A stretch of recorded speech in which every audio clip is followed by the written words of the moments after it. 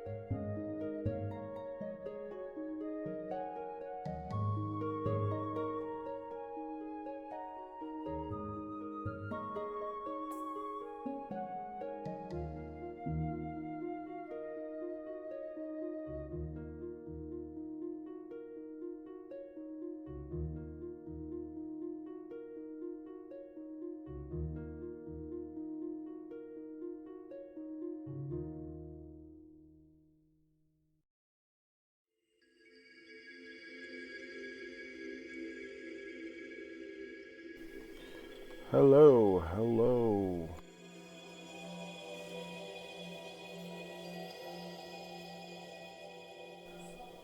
Making sure things working.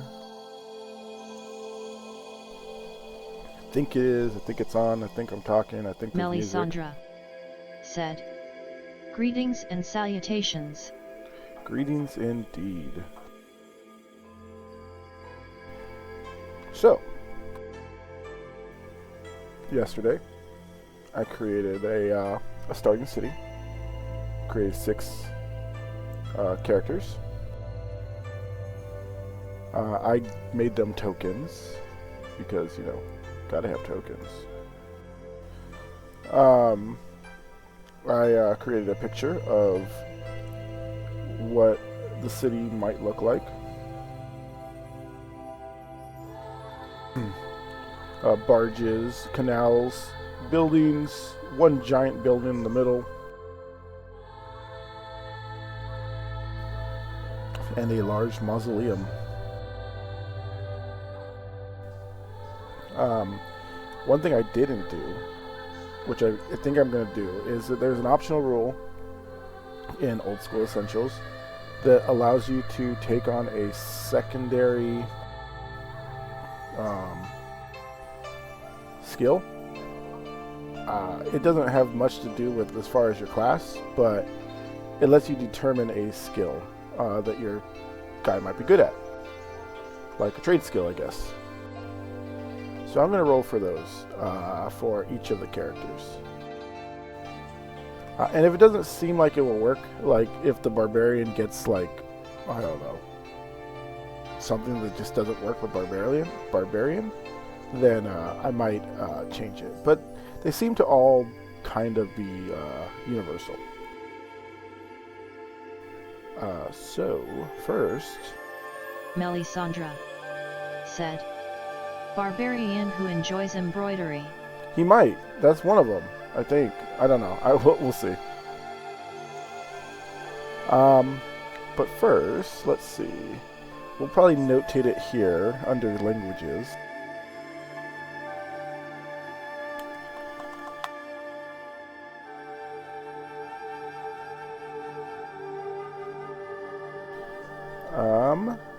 Let's see. Let's roll some dice. Let's roll it. It says it rolls a d100. A 66. Let's see what Callum is good at.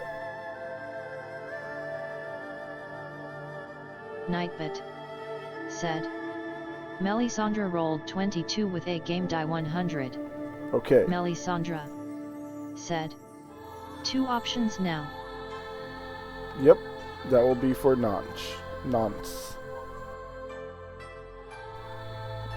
For 66. Let's see.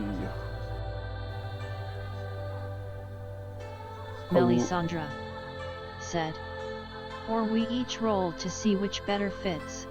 That's true. We can do that too. Loramir. What is a Loramir?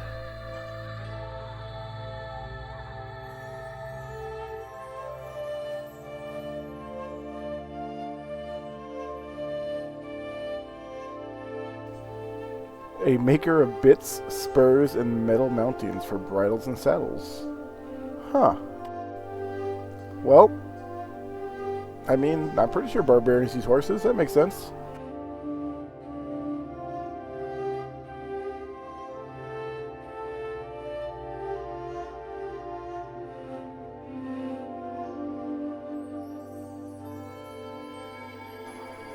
And Nightbot rolled a 22,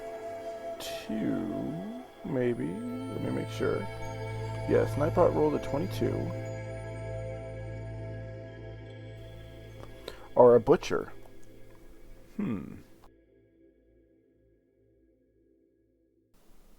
I mean, I like the idea of him being a butcher too. He is. Melisandre said, "Butcher could be handy." Yeah, he is a forager. From like barbarians are able to forage pretty easily, and being a butcher, like you know, they kill some wild animals. He might be able to butcher it up. That seems like a good profession.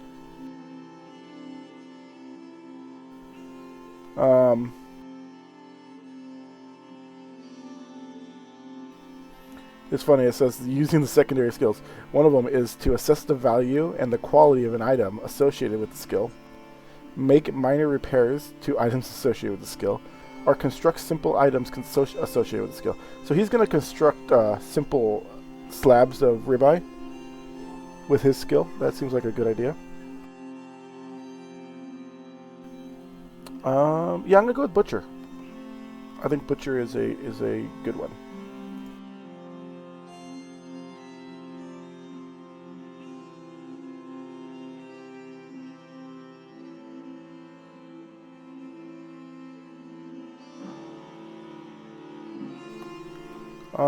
For nonce, let's go ahead and get those D100s.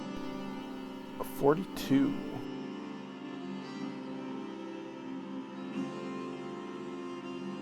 Nightbit said, Melisandre rolled 39 with a game die 100. Well, you know what's funny? No matter what it is, it's always going to be the same because they're both in the same category. That's funny.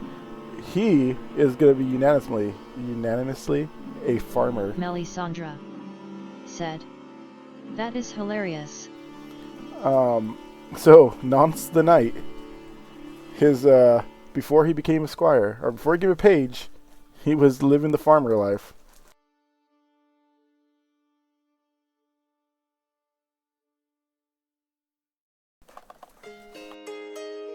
Melisandre said, that actually fits really well. Maybe his knight, while he was working on the farm, he's like, I'm taking that kid. He looks like a strong fella.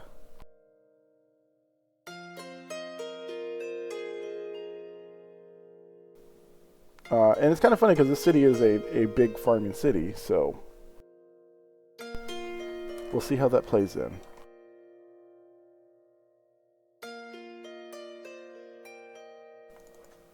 Plutarch. We're just going to call him Pluto for short. That's going to be his nickname, Pluto.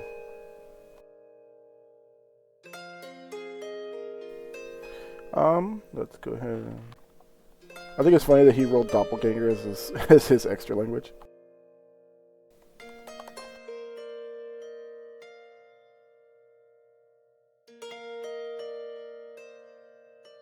A 82. Nightbit said, Melisandre rolled 53 with a game die 100. So 53 is a furrier. I think it's furrier. And an 82 is a shipwright.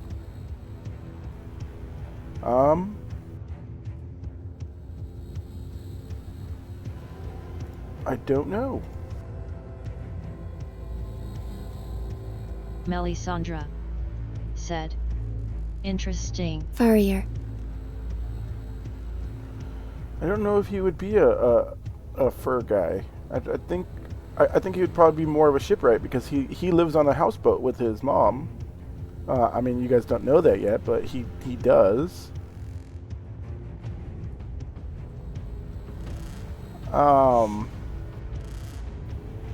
Yeah, I'm gonna go with shipwright. That might come in handy. Being able to, build ships and stuff. Maybe make a raft.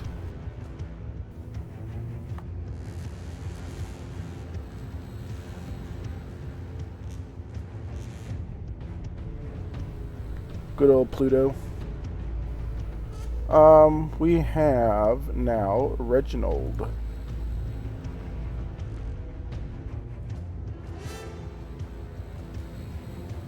He rolled a 19. Nightbit said, Melisandre rolled 50 with a game die 100. So a 19 and a 50. A 19 is a brewer.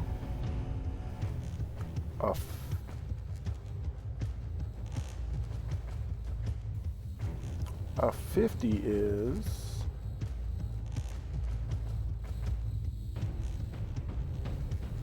a fisher.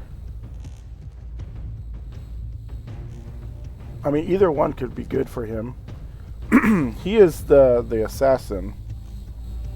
I feel like fishing would be a good skill, but a brewer sounds more like underworldly, right?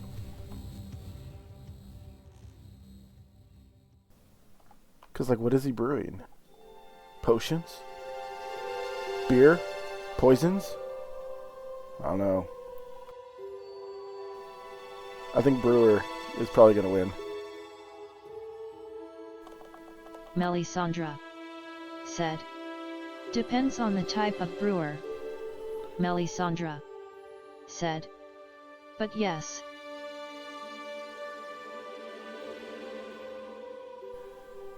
Okay. Aliana. Aliana. I think we're going to call her Aliana.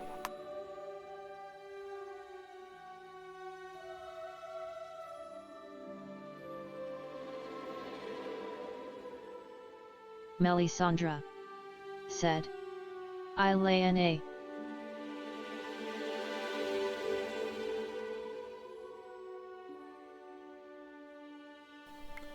We will roll a 50. Melisandre said. No, that wasn't what I said, TDS. I figured it wasn't. It's okay though. We'll get proper pronunciation after stream. Nightbit said. Melisandre rolled 1 with a game die 100. Melisandre said. Oh no, nat 1. A nat 1 on a D100 gives me the option of an animal trainer or a fisher. This is the paladin, and I feel like an animal trainer might be good, for like mounts and stuff. But fisher is a good skill too. So I think this is a tough call. I'm gonna go with animal trainer. Just who knows? There might be animals in the wild that need training. Might come in handy. It might throw a wrench into things.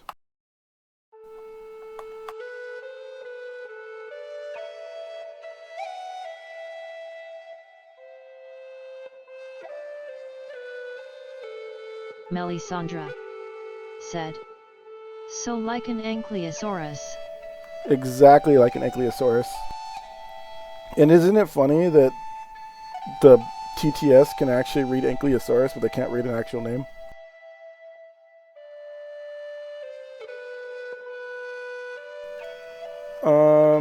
Okay, Lizara. Melisandre said. I was thinking that actually.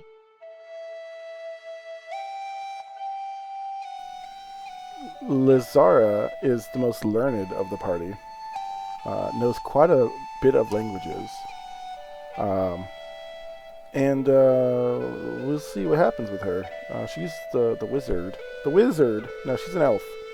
But elves can cast spells. So, we are going to write this down.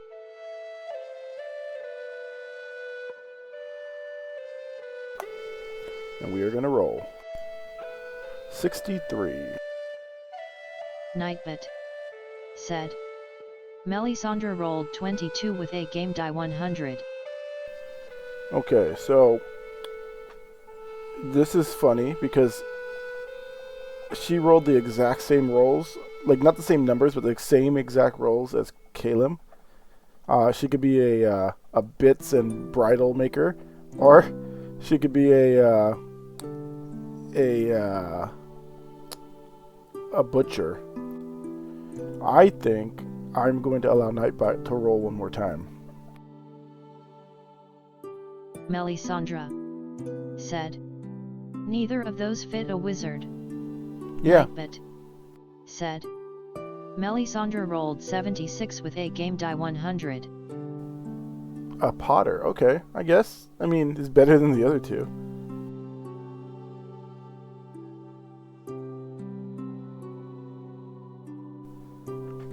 So, I mean, maybe elves like to do cultural things, and pottery could be very cultural. Or, since the elf does cast wizard spells, maybe she's gonna make a Harry Potter. Okay. Anyways, so that wasn't funny at all.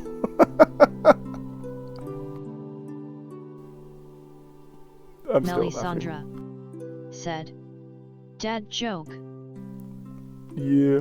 Okay. So we're gonna call that as getting everyone's secondary skill, which is cool.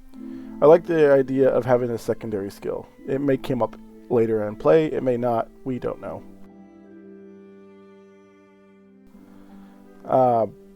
However, now is where we are going to do something a little different. I bought a while back a set of cards that help make quests, and one of the sets was called the Epic Adventures deck, and basically you pull 5 cards, and on the cards they give you options of basically a D4 roll, and that chooses what kind of the quest is about. The first card is called the Actor card, and we are going to pull it, and before I pull it, I'm going to roll the D4 so that I don't know exactly what's on the card, and I can't possibly choose the right option. So, I'm going to roll a D4. I rolled a 2. So I'm going to pull the Actor card. So it says the Actor, or I guess what the quest is about, is kind of funny. It's about undead, and this city was founded by a guy that is a famous vampire slayer. For the 2 that I rolled, so let me write this down somewhere. Oh, you know what? Again, I'm bad. I'm going to open up my my handy dandy notebook.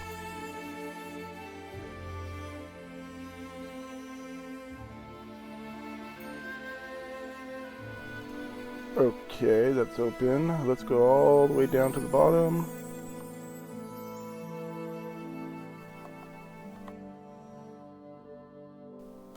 I'm going to title it Epic Quest. It's about undead. The undead that was rolled is a mummy lord.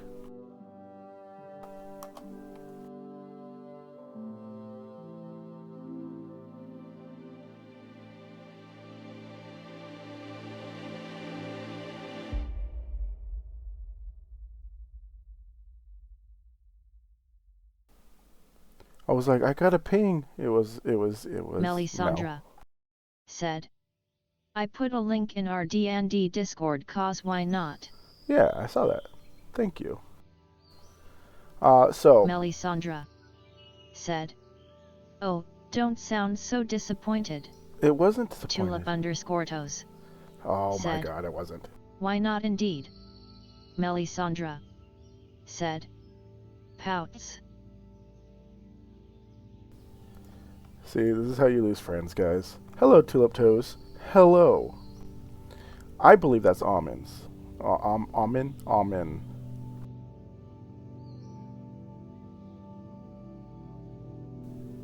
You guys don't know him as Almond. I know him as Almond. Tulip_toes said, "It is." Melisandre said, "Nightbot is rude." Okay, so the first, the actor is going to be undead. It is going to be a mummy lord, so that's funny. Large mausoleum on the property. Mummy lords, probably not good for the city. The next card you pull is an action card. And this, I need to have somebody roll a d4. I'll have Nightbot roll a d4 this time.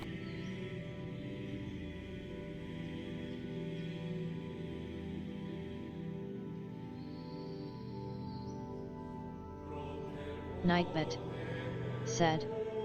Melisandre rolled 3 with a game die 4. Melisandre said, "We can help him roll dice."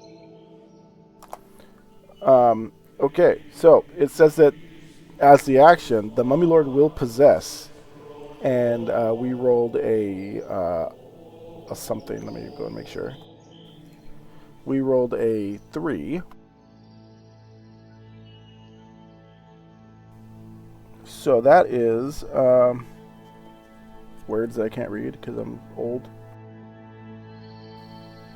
It says manifest. It says that this mummy will leap into... Melisandre said, "You could just wear your glasses and be less old-feeling and able to read." Could. The Mummy Lord can leap from body to body.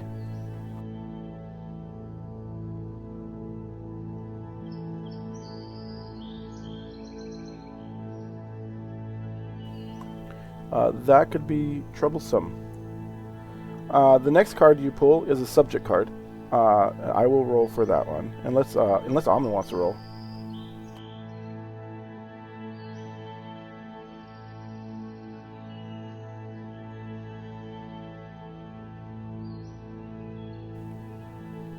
But if he does roll, I'll use it for one of the other two. But I rolled a 2 for the subject. The subject is an artifact.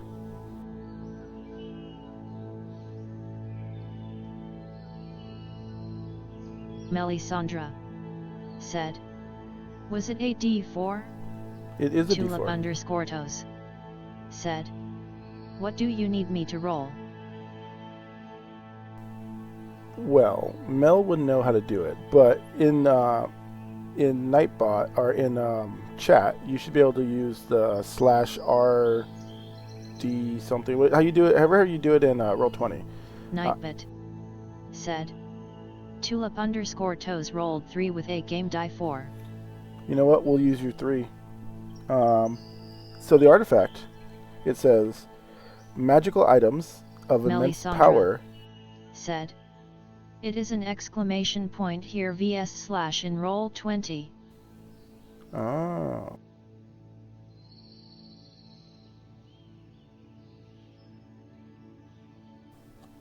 So the artifact is a wondrous item.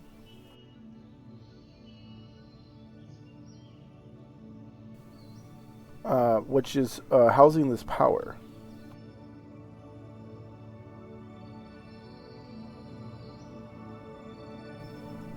So this is probably going to be some kind of mummy lord that is able to go. This is sounding very much like the plot for the mummy, and I'm okay with that.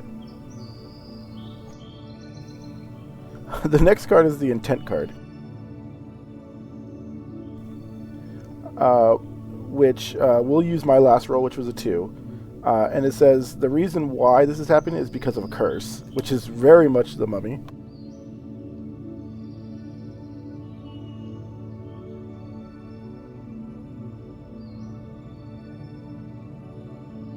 Melisandre said, "Movie plot Inc." And this is how we started to play D&D in the Mummy. And the reason why this is a curse is because it's an ancient Fey hex. And we all know I love my Fey.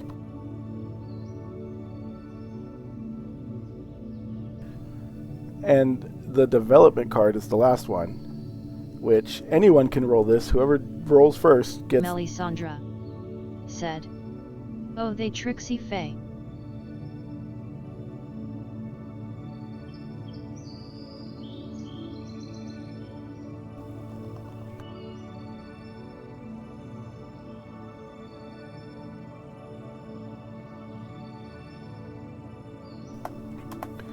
The last card, the development card, says, but in solving this adventure, this issue with this mummy, it will cost the life of one of your party members. And to go further into that, I'll need somebody to roll a d4.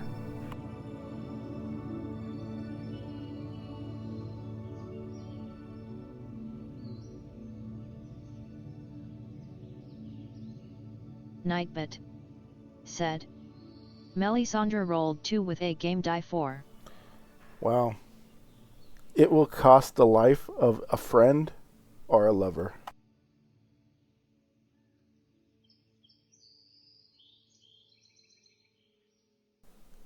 Those cards were pretty cool, but I really do believe this is the plot for The Mummy. Melisandre said. Well, that got depressing. It's like we're playing Final Fantasy X all over again.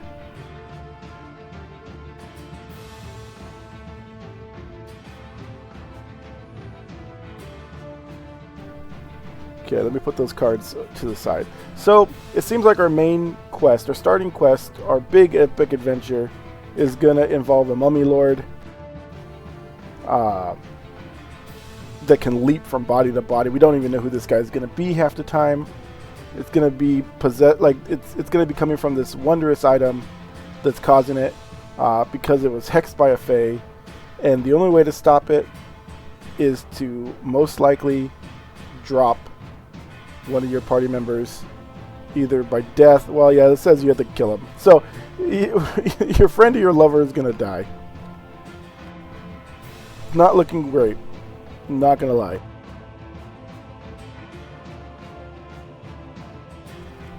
But who said adventure was easy? Jackal_Dire_Storm said. Kill the weak one. The weak one? Oh, is it Dire? Hey, Dire.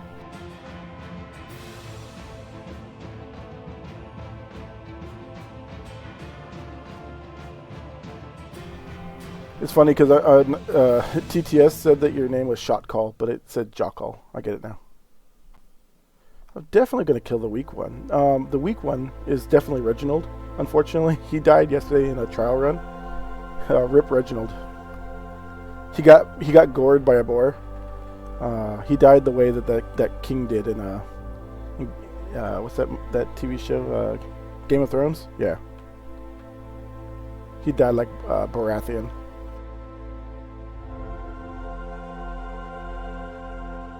Melisandre said. Robert Baratheon. Melisandre said. Yes. Okay, here we go. With that little bit of information, we have a little bit of a guidance to where we're going to go next. This is the part that scared me the most because I have no idea what's going to happen. Although I wrote out a little bit. So we're going to go over some of the backstories of all the characters. We'll start off with Callum, who is our barbarian. A young barbarian of his 18th year, who hails from the frosty mountain peaks of the north. His body tempered with the cold of his region. His village has been the target of recent raids, and now Callum has been tasked with forging allies and bonds with the surrounding clans and cities. Callum has set foot on his path, with still a lot to learn, but ever ready for anything that will be thrown before him. On his travels, he came across the city of canals, Bony Thaas, where he currently camps near the outskirts of town.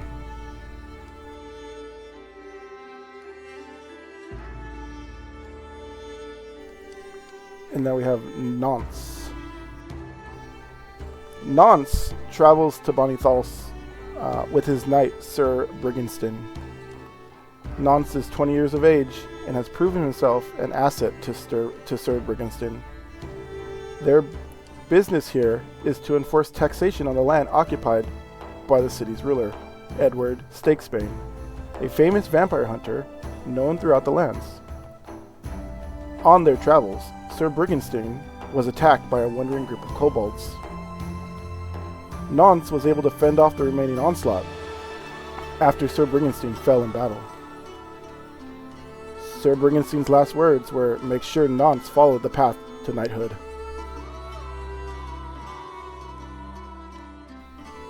Plutarch, or Pluto, his alias Pluto, arrives in Bony Thaas 2 years prior. Ever since, he's lived a life on the city's canals with his mother. A comfortable life, but one that wasn't even enough for him. He always heard stories of his father who would go on adventures. Unfortunately, one too many, and his father never returned. Even though sad, Pluto never shied away from the adventure in life, and one day wishes to see what the outside walls have to offer him. With a sense of wanderlust, he waits for the day he will get that chance. Reginald. Reginald is an older male who has seen his share of the bad side of town. So much so, it is now second nature to him. Reginald, who is 30 years of age, spends his time collecting information, gold, and fame under the alias Shank. Reginald knows all the fences and will take on any contract if the price is right. He knows his worth and will not offer his services to just anyone. Master of disguise and blade, Reginald is handy in a tight spot. Aeliana. Aeliana, a paladin of the Order of the Holy Sect, travels these lands looking to cleanse the area of foul corruption.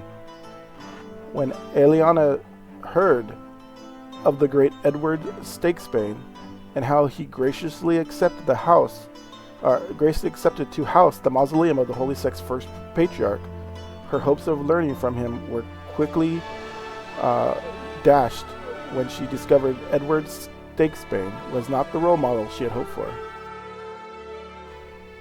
Knowing that she needed to stay her course and follow through with her tenets to her faith, she pushes ever forward to make this land safe in the name of the Holy Sect. She enters the city on a pilgrimage to the mausoleum. And Lazara's backstory. Lazara, a young, shy, and hungry female elf who came from over the sea, ended up setting foot in Bony Thaas one faithful day 3 years ago. Her boat had capsized, and she was the only one to make it to the land. Being washed ashore, Lazara was disoriented and hungry. She traveled for days and finally made it to the great portcullis of Bony Thaas. The city's people helped her in and gave her food, but poor Lazara had no memories of what had happened. Since then, she has helped out around the farms, but she still thinks of the day she was lost at sea. And that's just like a little blurb for the characters. I didn't want to write too much because it's a high possibility they may not make it. So rip them.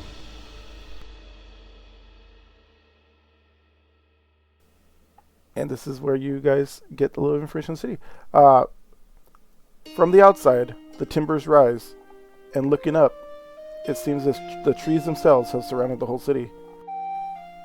Right on the eastern side, the great portcullis opens up into the great city of canals, a name given to it by the many people who come and go.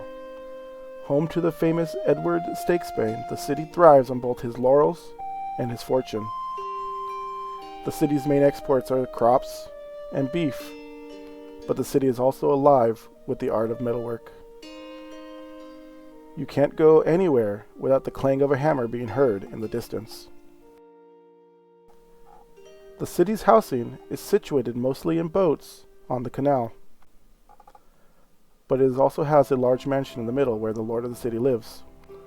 Falconcrest Manor, home to Edward Stakesbane. The city's mausoleum is home to the Holy Sect's first primarch of these lands. The city is also famous for Gerard Scribbles. It's a local scribe shop owned by a very powerful mage named Gerard. Some would say the magic users come here just to see him.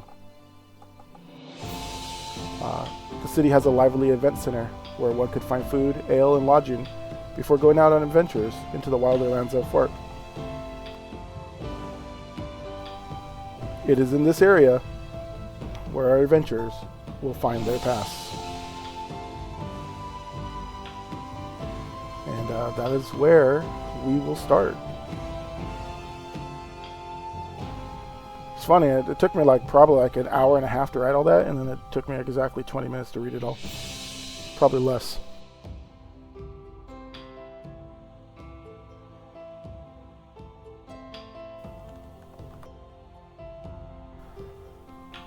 Okay, so how are we going to do this? How are we going to do this? We need to get everybody together. Everybody's doing their own thing. And I think how we're going to do that is a kind of a trail of events.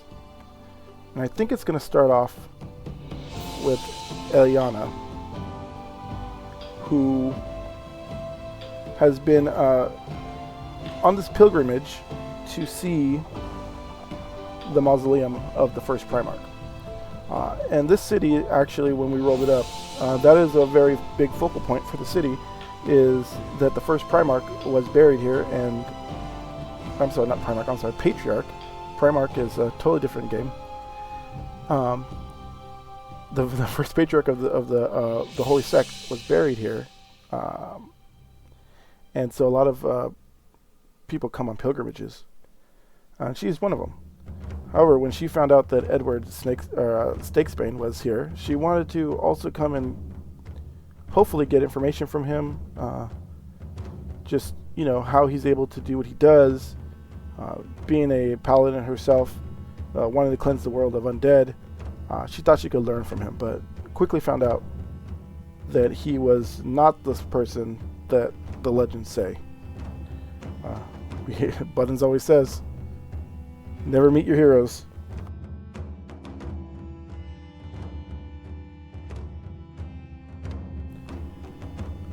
So, as she's walking the street, she's running, well, maybe not running, but she's moving very quickly through the streets to get towards the mausoleum. And as she's doing so, she runs into a half-elf who's not really watching where they're going, almost knocking him over. Plutarch looks up at her and he says, "What is wrong with you? Do you not watch where you're going?" Eliana says, I'm sorry. I was just on my way to the mausoleum. I didn't even see you. You almost came out of nowhere." He's like, outsiders, as he kind of pushes past her as he gets up and moves on towards his destination.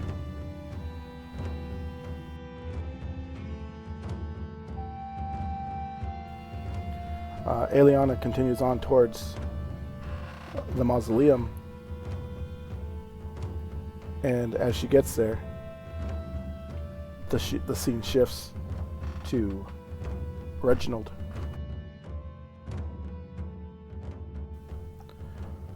Reginald is seen getting into a disguise. He is shifting into the form of an old fortune keeper. And he walks into a building, suspiciously the same building that Pluto was running towards. I'm going to roll real quick for this, because the disguise kit needs to have a roll. He is not seen as anything but a fortune teller, as Pluto looks at this fortune teller, and the fortune teller says, "What brings you here today?" And Pluto says, "I'm seeking adventure. My life on the canals is not what I've expected. I've heard stories from my father, and I want to see what it's like. I want to become bigger than what I am." And the fortune teller pulls out a deck of tarot cards. She pulls the cards and she says, "It seems like you are meant for destiny. You have, there's something about you that if you go on," and she looks down, she says, "although it might be dangerous, but I think you were here to meet people in the city." Pluto looks confused. says, I think maybe where your adventure starts might be near the event center in the middle of town. There you may find people that are like-minded, and maybe one that is not even here yet. Pluto's still confused, goes ahead and walks out, shaking his head like, what just happened? He takes what was told to him, and he kind of walks away.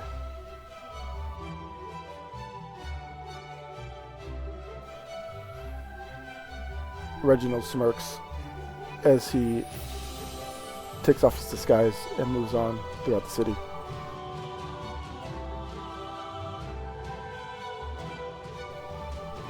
It is about this time that Nance walks in, carrying sword, shield, armor, from his late night. I don't know how you. Sorry, just laughing. I don't know what you'd call that. From the death of Sir Briggenstein. And he kind of makes his way straight towards the middle of town, looking to get in touch with Edward.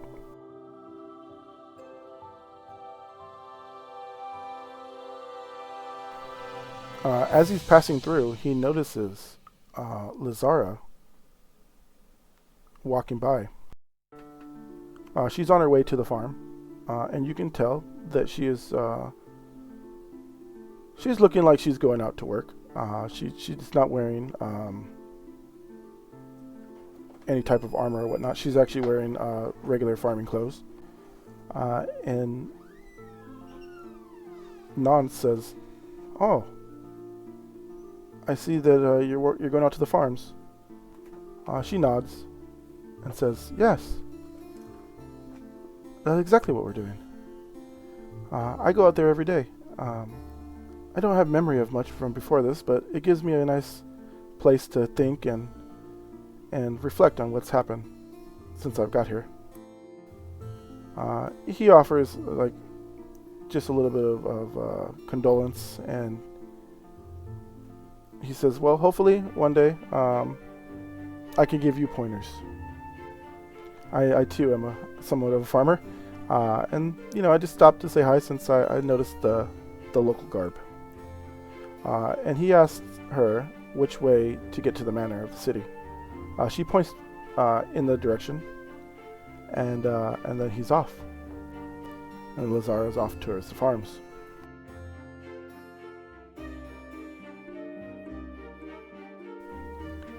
And with that, everyone goes off in their own kind of little direction. We'll jump back to Eliana.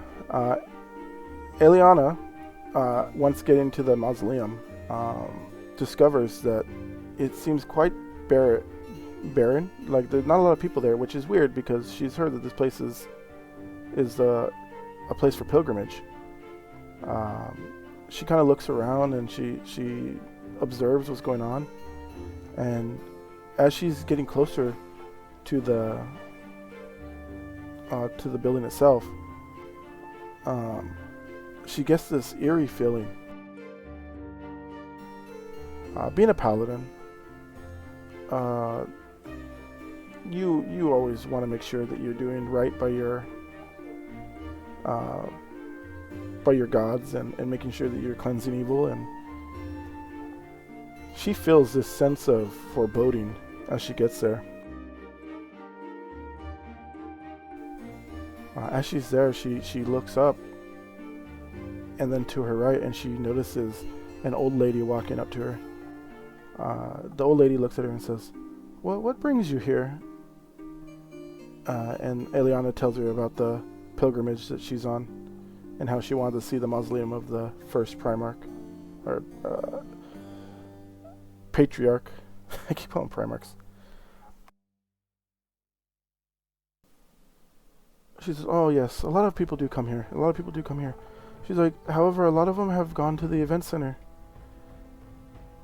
Maybe if you are seeking some of them, they might be there. I'm sure others like you will be able to give you information if that is what you seek. And Eliana looks at her and says, well, do you not feel this evil in the air? And the lady looks at her and says, no. This is how it always feels here. And Eliana gives with a sad grin as she takes the words of the old lady and starts making her way towards the event center. As she leaves, the old lady takes off her disguise as Reginald smirks again, moving off to his next target.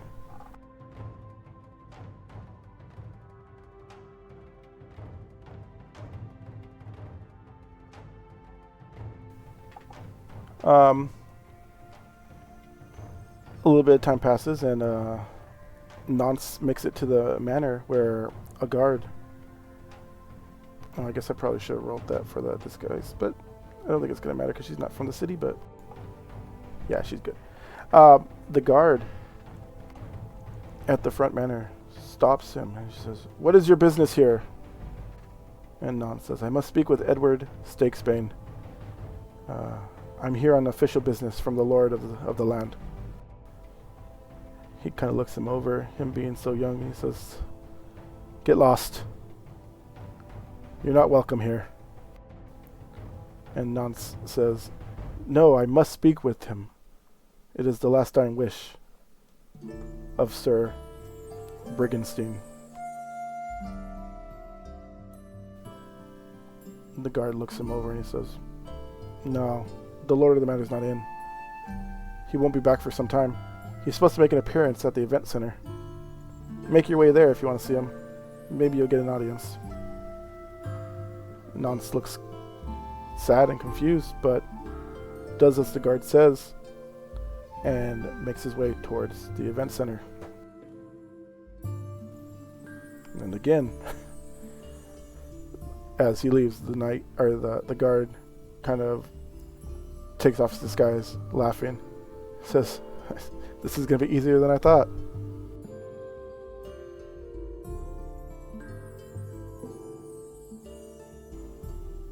As time passes, Pluto, Eliana, Reginald, and Nance can be seen in the event area, just kind of walking around doing their own thing. Reginald has an eye on all of them. But each one of the other three are doing their own, kind of in their own little areas, doing their own things. Eliana's talking to other pilgrims. Plutarch is just watching what's going on around him. Nance is visibly looking for Edward.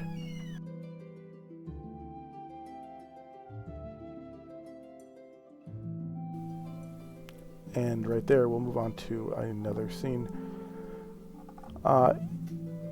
It is now where Lazara is out in the cattle fields, and she notices a man laying on the floor. He doesn't look like he's moving, and she walks up to him. She pokes at him with her pitchfork that she has, where she's doing the farming. Not with the sharp end, but with the wooden end. And she sees just to make sure that he's still alive. As she does so, he grabs the edge or the end of the tool and pulls her down. Melisandre said, threaten with the pointy end. No, don't do that. She pulls he pulls the stick down, and he says, "What are you doing?" She looks at him confused, and she says, "You look like you were dead." He looks up at her and he says, "I'm not dead, I'm sleeping. I've had a long trek from my village." She looks at him again and she says, "Do you sleep often in the fields of cows?" He's like, "I sleep anywhere." He's like, I was not very accustomed to the interiors of buildings. The outdoors, the land, it's my bed. She has no idea, honestly, what's going on. But he doesn't seem hostile. So she helps him up. She brings him some water. And she says, we are just a local farmland. What could you possibly want from us? And he kind of explains to her what happened to his tribe. And he tells her how he's looking for people to aid their cause. And she says that after she's done with her work, she can take him to the event center where the ruler of the city will be addressing the townspeople tonight. And after a little bit of time, they do their work and they move on to the event center.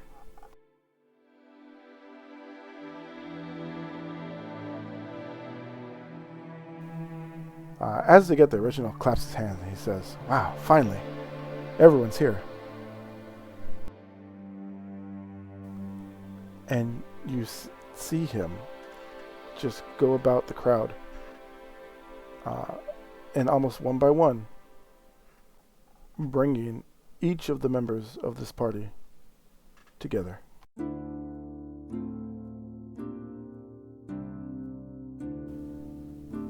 He sits them down at a table in the outdoor event area, and he says, hey, I'm glad that you're all here. Everybody looks at him confused. What? What do you mean? He's like, I brought you here, all of you. I'm sure you've heard. And they're like, heard of what? And a lot of them are like, we're on other business. What do you mean? We haven't seen you. Who are you? And Reginald looks at Pluto and he says, you. I gave you the fortune. You don't... Oh, that's right. You didn't know it was me. He looks at Nancy and says, the guard that sent you here? Me. He looks at Eliana. He says, the old lady that sent you here? Also me. He looks at the other two and says, I didn't bring you two here. But I knew both of you were on the outskirts of town. He's like, but now that we're all here, maybe we can talk.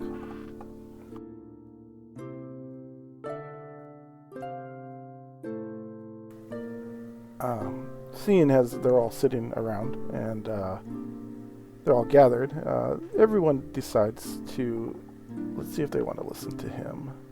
Let's start doing some rolls, because now I gotta actually roll for this solo RPG.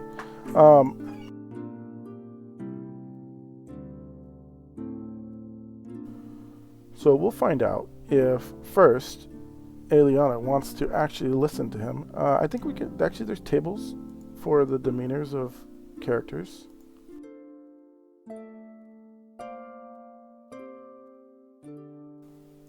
Maybe.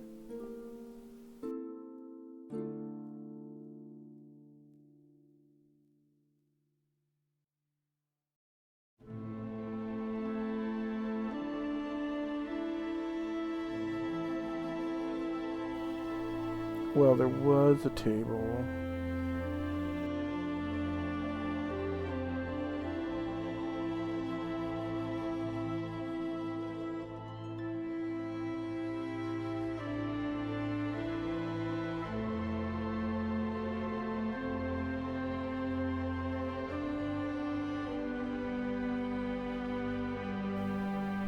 Okay, well, we will do it this way. It's called a reaction table. I gotta look it up.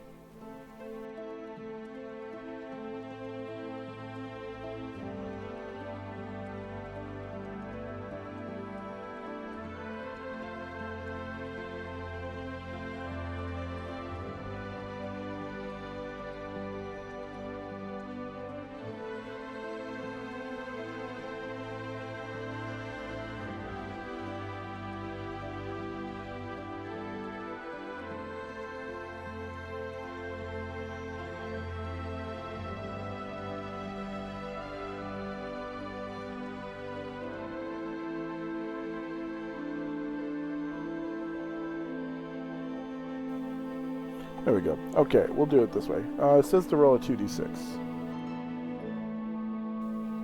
Although this might be not the best way to translate it. It's going to be the way I translate it.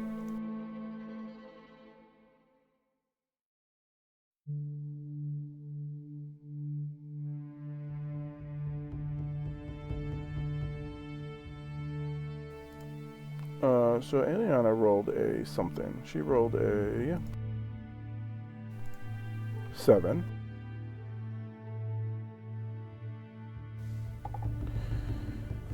With 7, she is neutral about the idea of helping this person, kind of uncertain, but still willing to listen to see what's going on.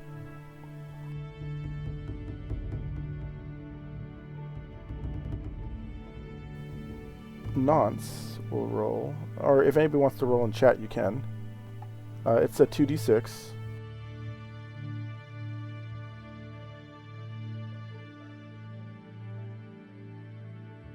Melisandre said. The guest doggo tried to leave with the children. Nightbot said. Melisandre rolled 6 with 2 times game die 6. With the 6, also Nonce is neutral and uncertain, but not ready to leave. And then I will roll for Pluto.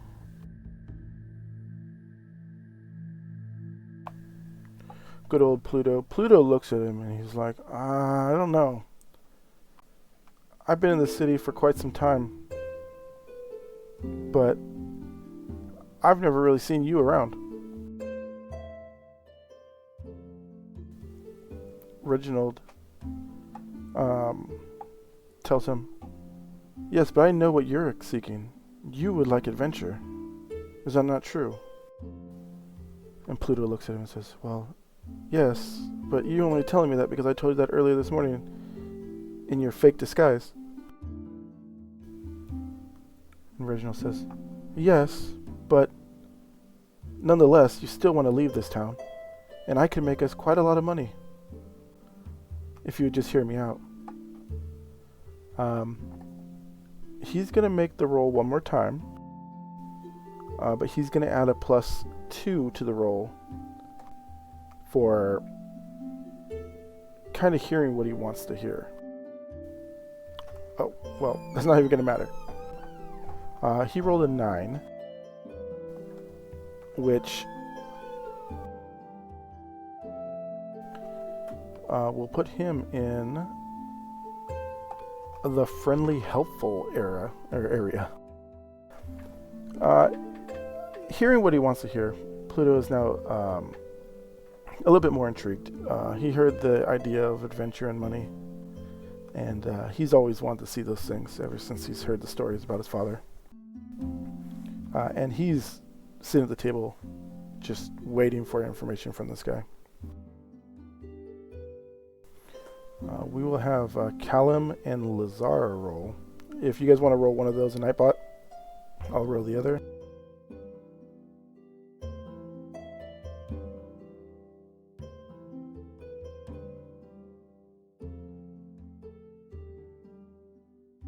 Nightbot said. Melisandre rolled 5 with 2 times game die 6.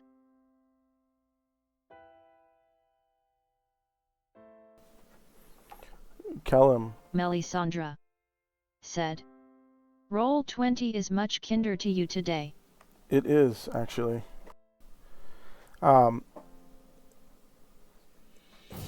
Callum is looking at Reginald like he's crazy.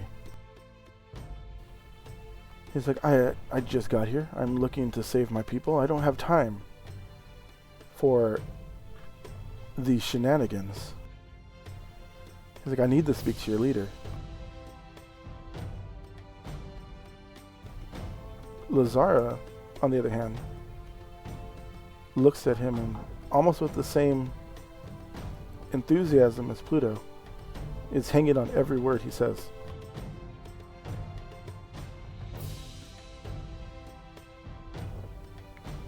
Reginald looks at Callum.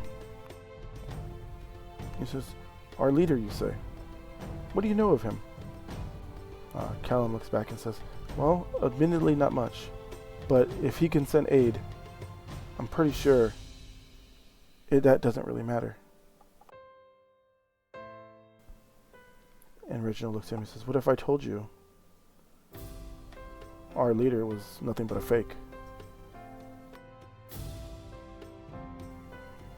Eliana looks at him and she says, I don't want to disagree with this man, but I believe he's telling the truth.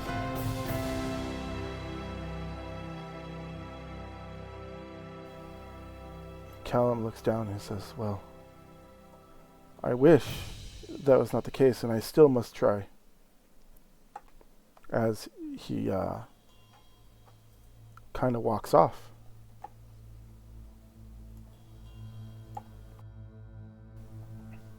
Reginald looks at everyone and says, well, 5 is still a good number. What do you all say? I have information in regards to an artifact. I was given the contract for myself, but I know I cannot do this by myself.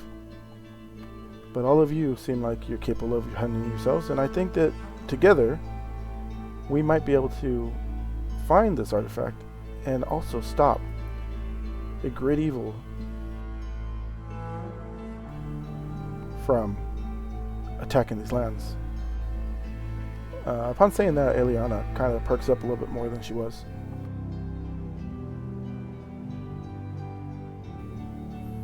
Like, we've had a recent attack from a mummy lord.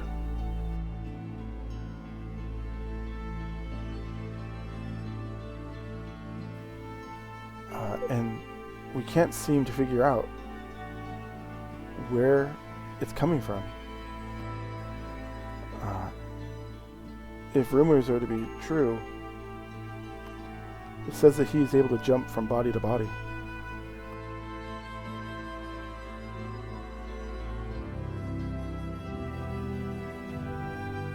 He looks at her and he says, the lord of this town, Edward, he's of no help. They say he's a famous vampire hunter, but he hasn't left the manor in quite some time. Some say that he's just a liar. That he was born into money, and he used this to further his hold on this area. And others give even worse rumors.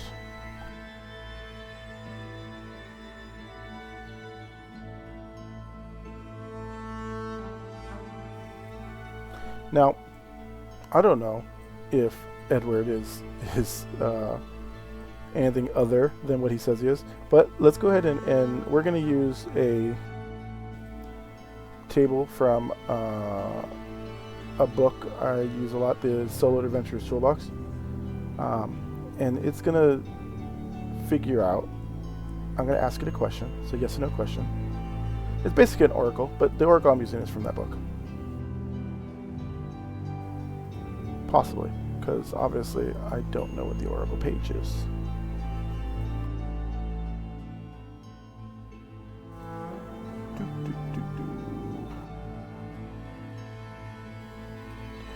Oracle, page 66. And we're going to use the alternate oracle because I think that one's funnier. I'm going to go ahead and roll a possible answer, so no modifier. I'm just going to roll a d20 and I'm going to see if Edward Snakesbane is anything that, like, something other than what he says he is. So I'm going to roll a d20 for that.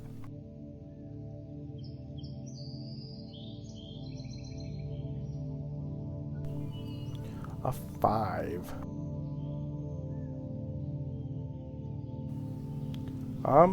It says that he is definitely at least a person. He's not a monster of some sort. So that a 5 rolls a no. So he believes himself to be a famous vampire hunter, which is, I guess, good.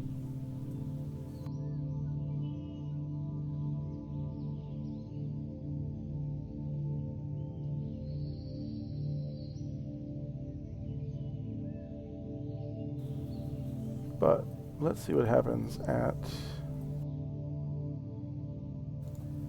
this little event area.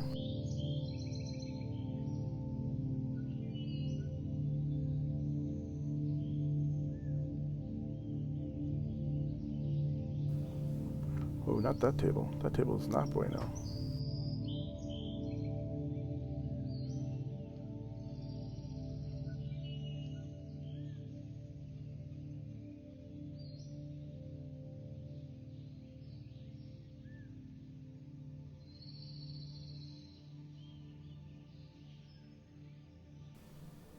Give me 1 second. Very sorry for this.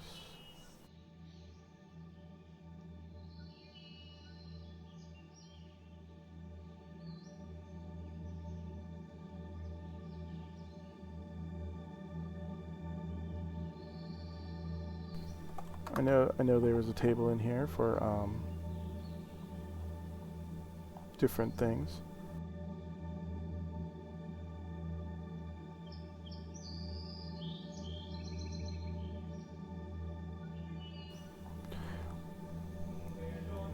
Well, with the 4 people with Reginald, he continues his spiel about how he needs help, how he doesn't believe that the town master will do anything to help them, and that it's up to them to figure out how to go about this, and that this endeavor could lead them to be to get rich, famous, almost as famous as the lord of the town. Bring back as much gold as you can carry, that kind of stuff.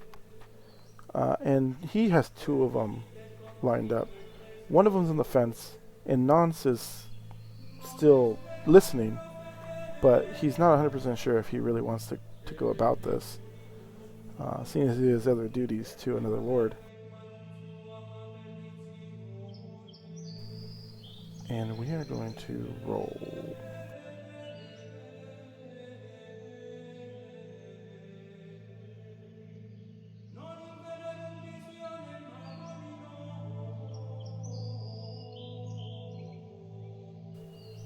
I could have sworn I had a city encounter table. Where'd my damn shitty encounter table? Melisandre said, "There is one."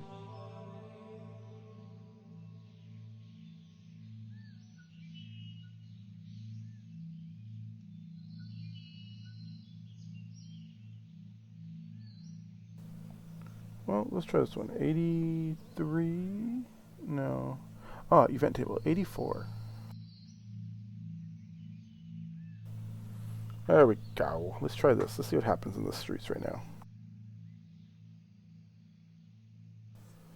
Sorry, guys. I'm new, I swear. 76. So as they're all talking, behind them, they see this cart moving through the streets. The cart is being led by a group of fighter types or mercenary types, and one kind of nobly looking merchant. And as he's making through his way through the streets, some of his cargo falls off.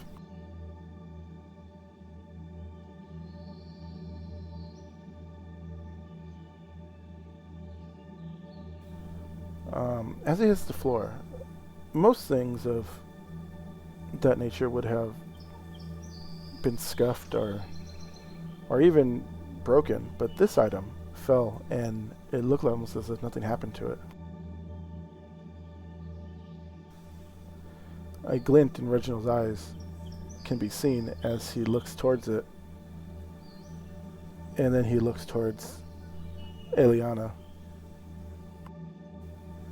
He knows that she probably won't let him keep the item. But let's see what he does. Would Reginald try to take this item that fell from the cart? I think since he is of the chaotic alignment, he probably would. So I would say it's probably a +3 to this roll. He rolled a 6, which probably is going to be beneficial to him. So that's a 9 total.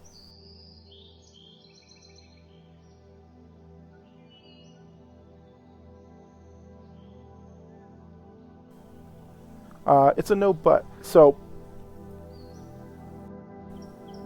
he's not going to end up taking the item, but he is going to also return it to the merchant in good faith towards Eliana to help her be persuaded to join his cause.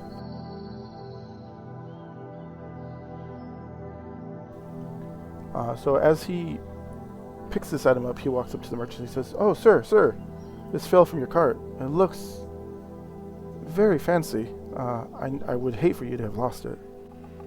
The merchant looks at him and he says, "Oh, it's not every day you come by someone that's willing to give back items that fall graciously into their hands. How do I know you didn't steal it?" Reginald looks around and he says, "I'm doing the right thing. I'm giving it back." The merchant takes it from him. He's like, "We don't like your kind in the streets."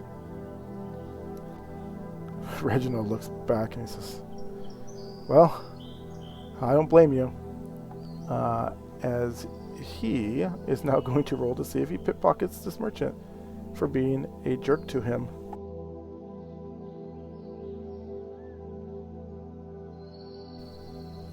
Well, we'll see if the Oracle says he's going to do that. But I think the Oracle's probably going to tell him because he's most likely wanting to do this. I think it's a highly likely possibility, right?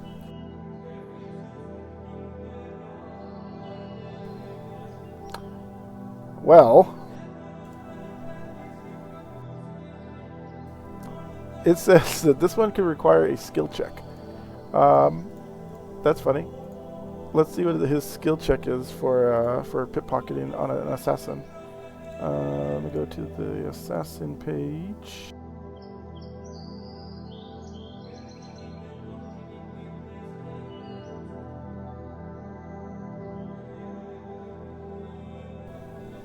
Oh, assassins don't have the ability to pickpocket. That would be a thief. And since I don't read classes before I make them,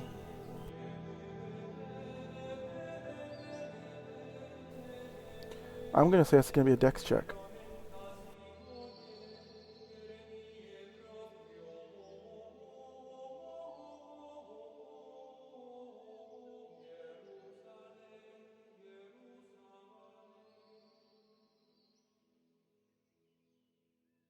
Melisandre said, "I find it odd an assassin wouldn't be able to pickpocket." Yeah, they're two different classes. But he rolls his dex check of an 8. The merchant looks at him and he says, "What? He's like, "Your kind is so annoying." And as you see him push Reginald back, his guards step in front of him. Reginald looks at him and he says, "What? I was just doing upon to him what he was doing to me. No harm, no foul, right? I'm pretty sure we could all go about our business." Does the party step in front of the guards? I don't think they have any reason to, so I'm just going to roll the d20. Reginald's going to get beat up right now. Melisandre said, "LOL, Reginald be on his own." Reginald be on his own. The party is not going to step in and help Reginald, as you see each guard walk up to him and drag him to one of the street corners and you can hear a tussle. We'll call it a tussle, as Reginald is getting the crap beat out of him.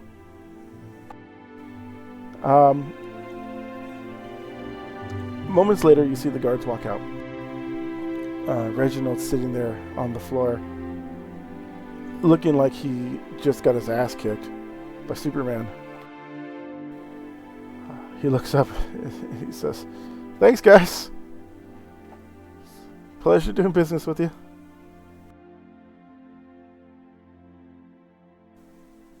He crawls back towards the party and he says, "Well, I see we started off on a good foot. Still looking forward to working with you.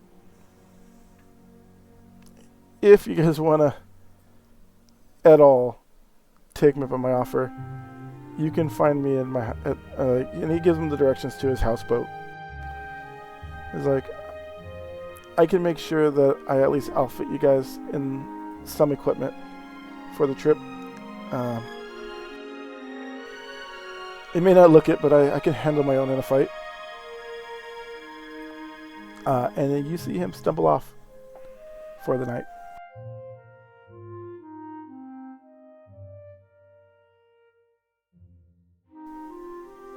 However, the other four don't seem to have an issue with each other, and they start to talk and get to know each other.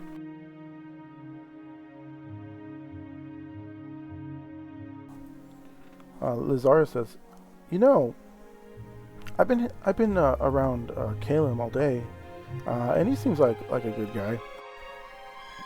He told me that his people had been raided, and I feel like we should try to get him help. Maybe we should get a hold of Edward and try to give him that closure so that he can go back to his village. He said it was a long journey, and if he came from the snowy peaks in the north, that's at least several days out."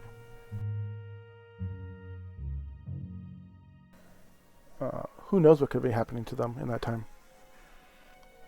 And she kind of asked the party if they would like to help her with this, and I'm going to roll again to see if the party is willing to. Seeing as they're all lawful except for Pluto, I believe they probably will. I'm going to say that it's at least likely, even with Pluto being a chaotic person. So we'll have a +3 to this roll. Does Nightbot want to roll a d20 today? Let's get me that nat 20.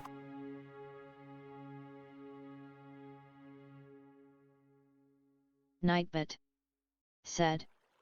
Melisandre rolled 14 with a Melzi ID 20. Oh, 14. Very nice. So 14 plus 3 is math, 17. And a 17 is something awesome. A 17 is a yes. So they go about. They get together. And they start kind of working their way through the crowd to find Caleb. And after about probably 15-20 minutes, they end up finding him, and he's out in front of this building where he was told Edward would be coming out of. And you see him banging on the door. Caleb shouts, "Edward! Edward Stakesbane, I come here to request an audience." And he's yelling this out very loud.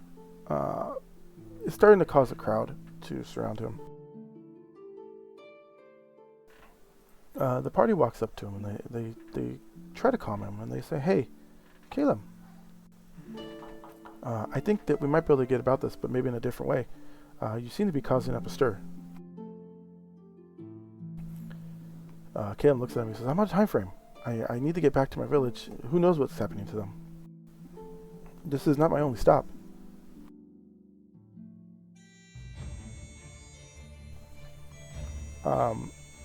It settles him. she's like, I'm pretty sure if we give it time, he'll come out on his own, seeing as he's going to address the city soon. Once he does so, we'll get with him and we'll try to talk it over. I had a meeting with him earlier this afternoon, and let's just say I wasn't convinced of the fame that is brought by him. But I am willing to do my best to make sure that you get an audience so that you may ask him for his assistance. Non says, yes, I am willing to do the same for you. I also need to have an audience with him, so it meets both of our goals. And Lazara says, well, I'm pretty sure if we just listen to what he has to say, and then maybe we can all talk to him at the end and everything will be great. And as this is going on, Plutarch is kind of doing his own little thing. He's not really caring about what's going on with the party, but he is following nonetheless, giving thought to what Reginald had said earlier. And as the night goes on, Edward, you see him coming off on a balcony above that same building where Caleb was shouting for him, and Edward says, welcome, one and all. I, Edward Stakesbane,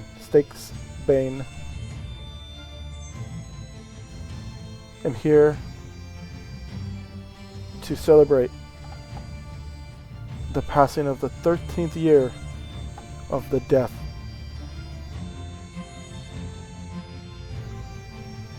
of the last great vampire, slain by my hand.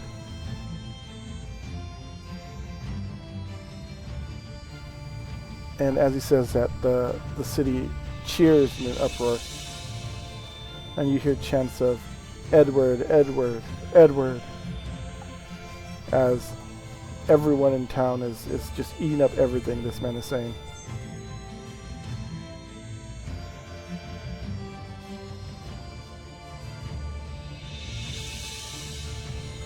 Let's see what the party thinks. I mean, they all...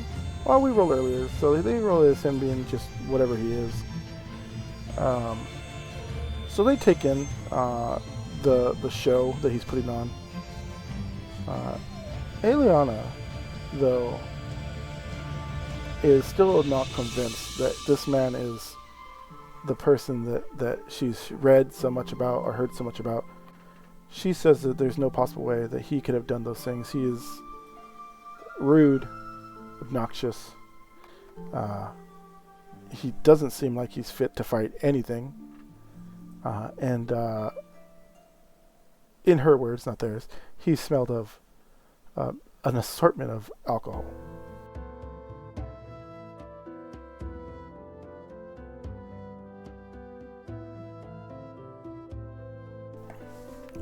But after his speech, after he, the speech is going to be probably about 15-20 minutes. He finally stops and says, and on me, a treat to the city. Food for everyone. And, this is a kind of a grand thing because the city itself is roughly about 1,500 people. So food for everyone is quite a lot. And you see servers coming out of buildings bringing trays and trays and trays of food. Melisandre said, Pop Nemo.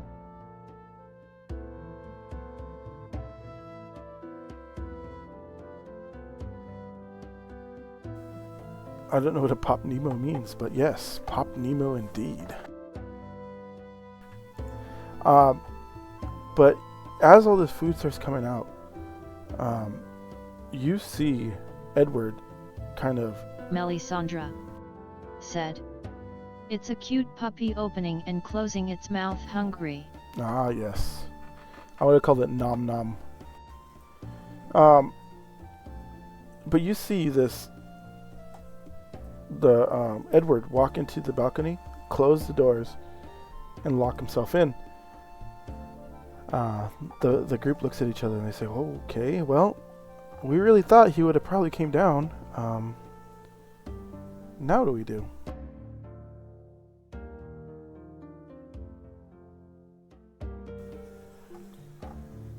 Caleb looks at the group and he says, well, I need to see him. I guess I could go back to what I was doing before. And they look at him and they say, no, please. It's a little loud, a little bit. You're going to grab the attention of the guards. We've already seen one person get beat up today. Probably not the best option. And almost as they looked away, they look back, and Caleb is scaling the wall behind them.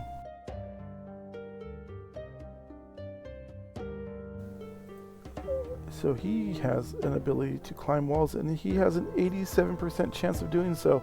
I'm going to roll this dice.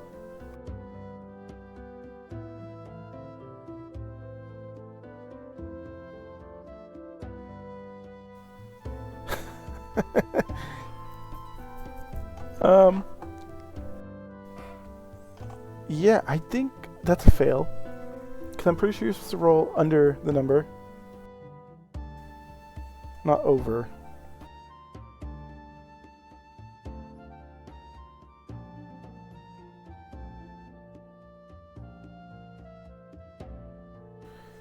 I'm going to go with that as being the outcome. So you see Caleb start to climb towards the balcony, and as he gets about halfway up, Melisandre said, 4 percentages, yet it is under to be successful. Yeah. As he gets about halfway up, he loses footing, and maybe one of the handhelds on the wall that he was using breaks off, and he starts falling down towards the floor. He is roughly about 10 feet up, and I believe for every 10 feet is a d6. And Callan suffers 2 damage as he lands on his back in a pile of shrubbery.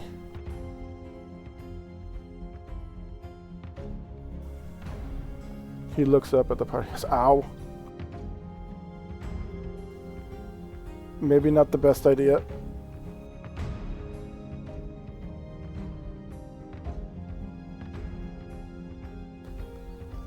As everyone helps him up, and they think of other ways that they might be able to get in to this location.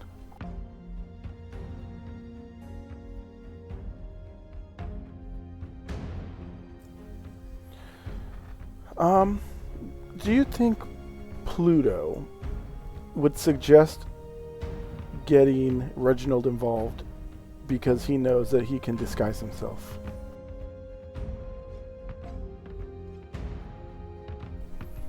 He was very intrigued with him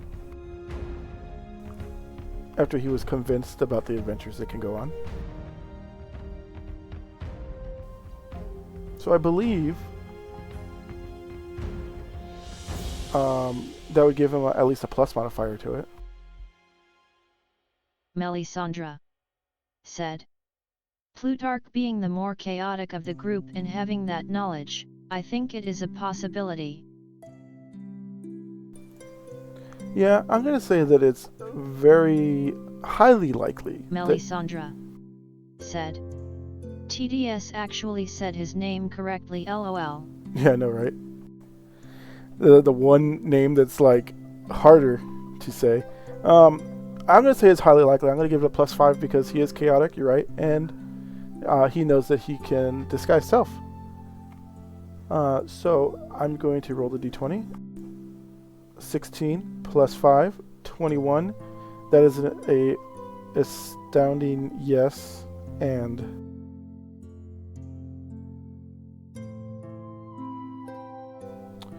it wasn't a nat 20, so it's not an interruptive event. Melisandre said, 21 is all the yes. Yeah, it's a yes and. So yes, Plutarch not only suggests that they should actually probably get Reginald to help them do this, he does his best to convince them and give them many reasons why this might work out in their favor. Everyone is on board with this, except both Nance and Elena, who believe that it is wrong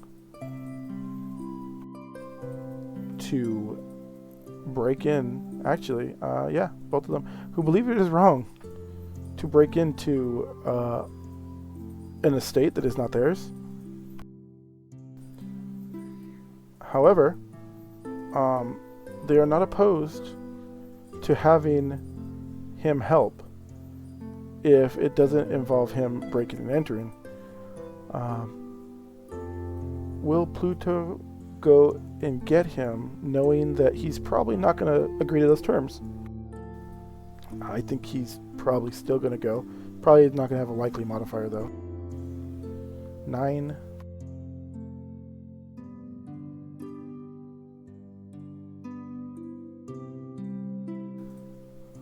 Well, with a 9, it's a no but. So he's probably not going to go if they don't want him to. But he's really beginning to think that this might be their only way in. So he's going to continue to try to convince them that this is the way to go until they find maybe a different route.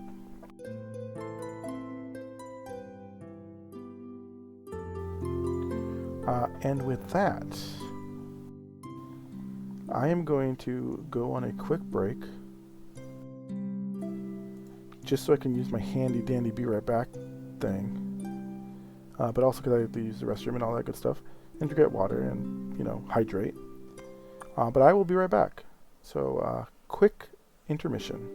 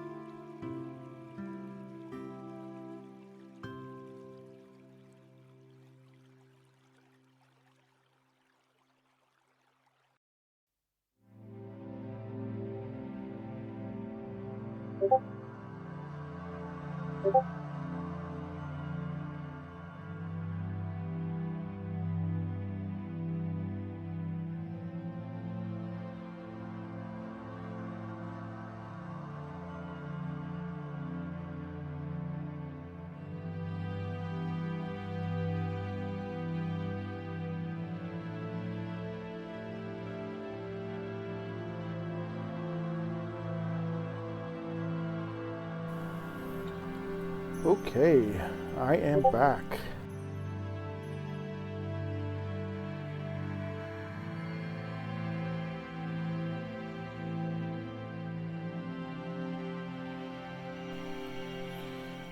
Well, where we left off, they were trying to get into the manor.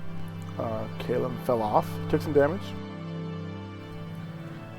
Pluto decided that it was a good idea to get Reginald. But two of the party members, being lawful, thought maybe that was not the right way to go about it.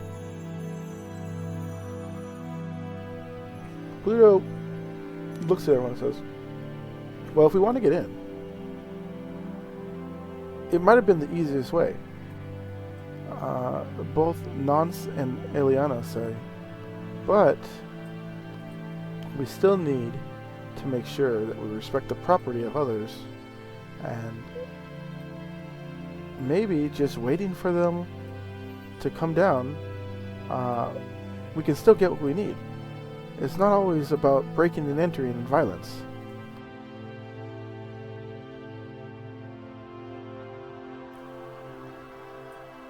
Yeah, I can see that.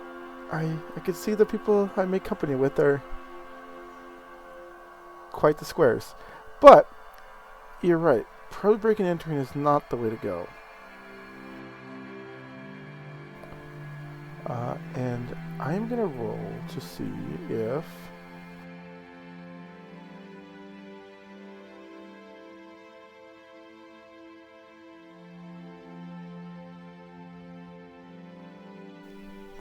let's see. What do I want to roll?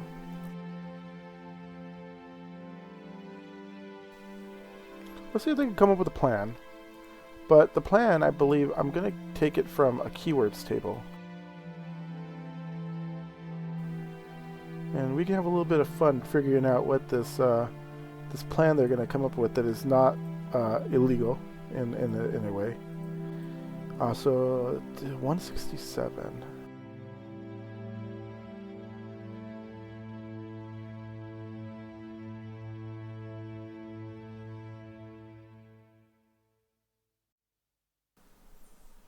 It says I need to roll a d8 and then a d100.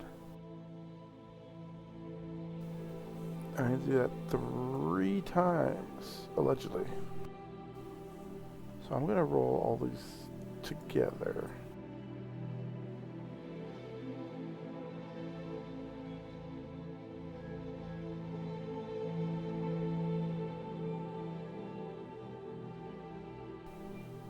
So we have a 2 and a 99.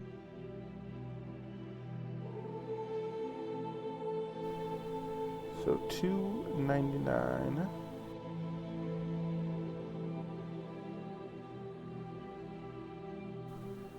Shelter.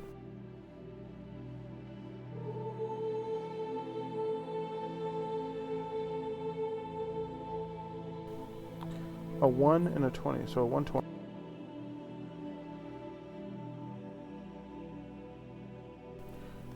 Woman. On a 467.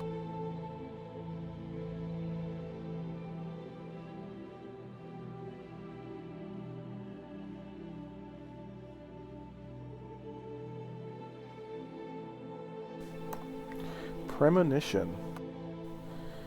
Well, woman, shelter, and premonition.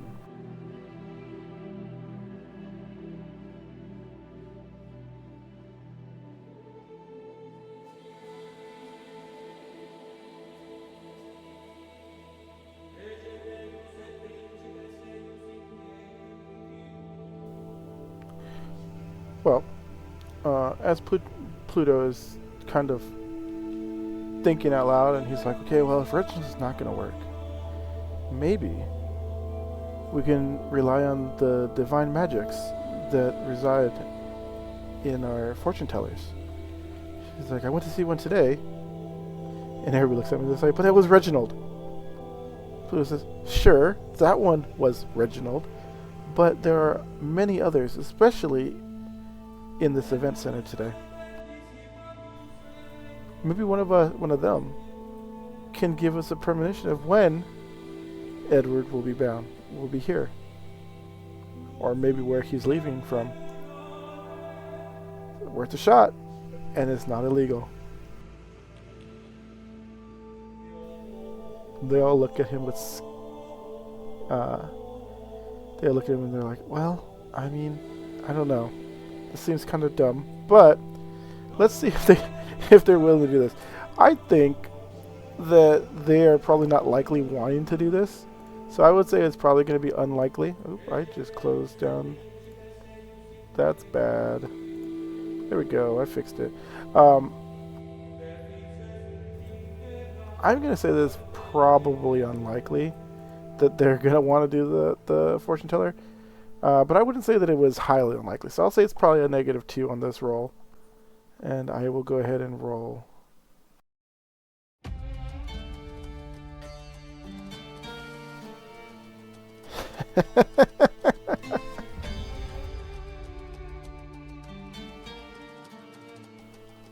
Shenanigans, I tell you. Melisandre said, well,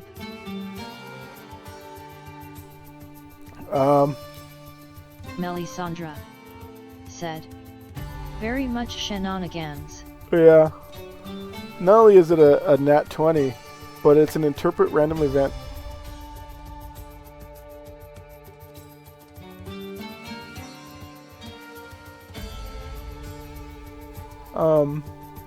So, as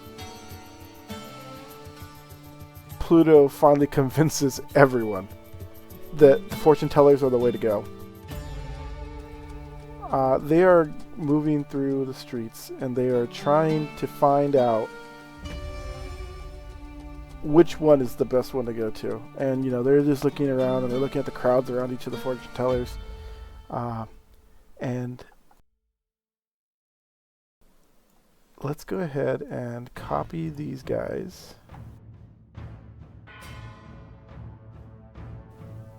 Just in casesies. I'm going to go to a website that has generation of tables, or not tables, but encounters.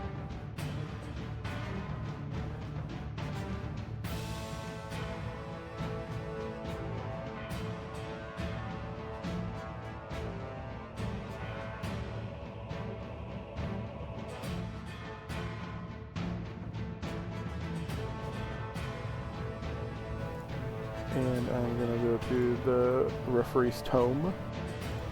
The tome of referees.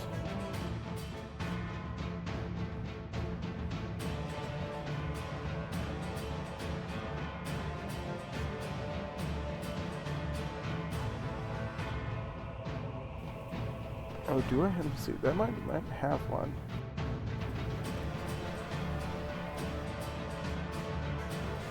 Oh, it does. Even better. Cool, cool, cool.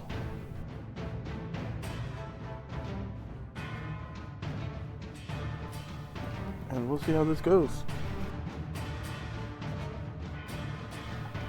I'm already scared because I'm pretty sure combat's about to start.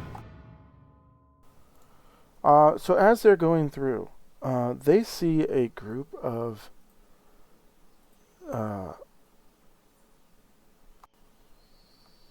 it looks like they're wearing these really dark leather clothes, and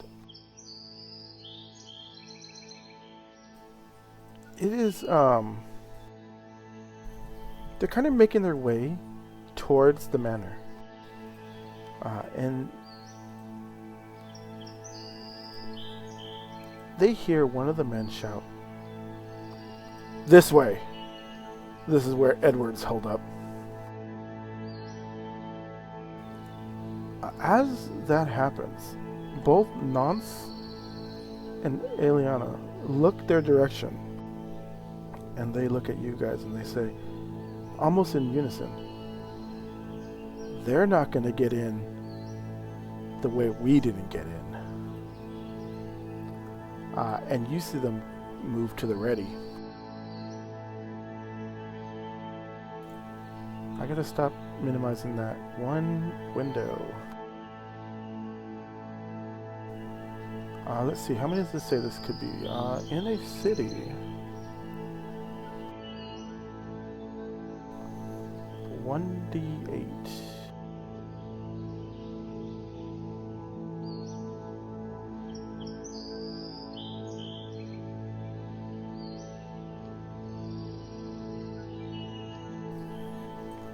Six of them.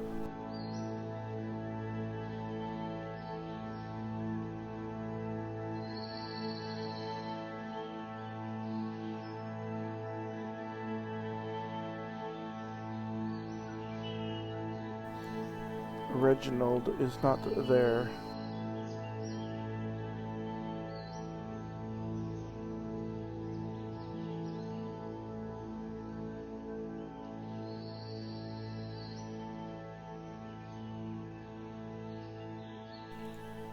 And I need a bandits. Bandits. I don't have bandits because why would I have made a bandit token?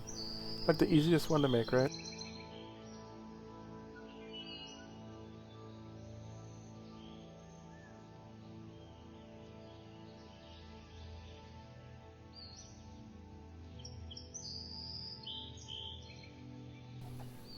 And the bandit will be a dude.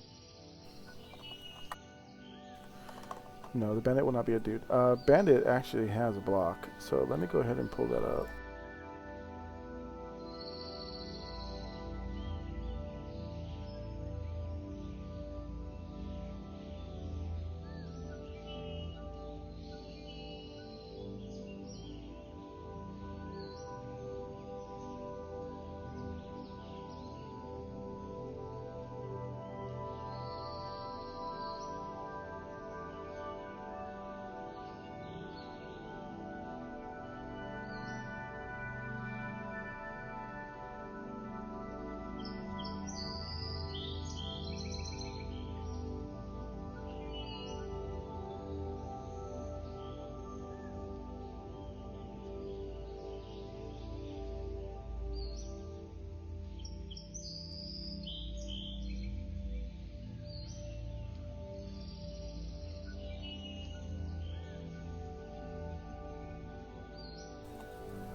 Just popping this in real quick. Sorry.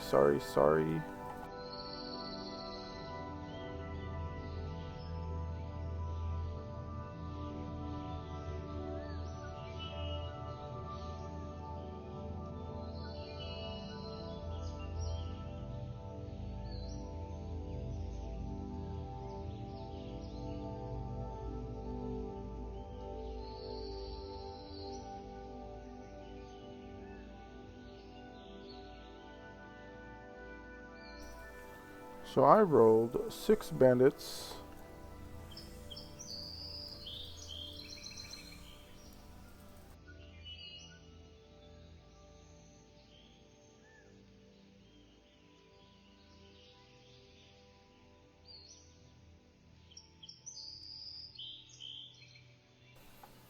And they will be distances away from this dude.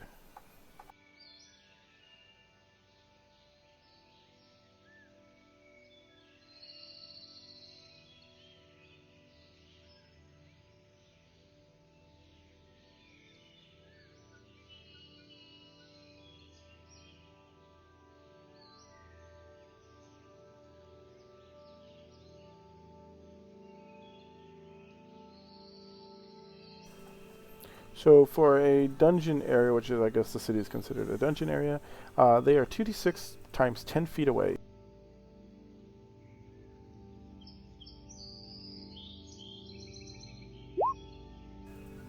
which is 60 feet away from the party. So we'll say 5.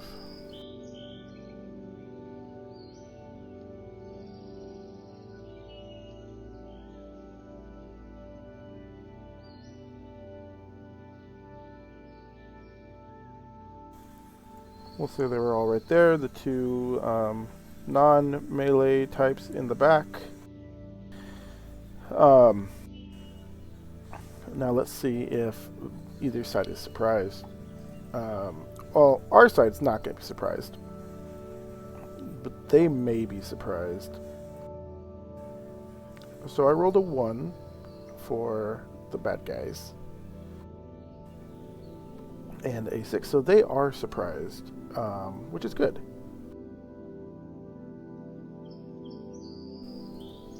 They might be a little busy trying to break into the manor, so they probably didn't notice that we were there.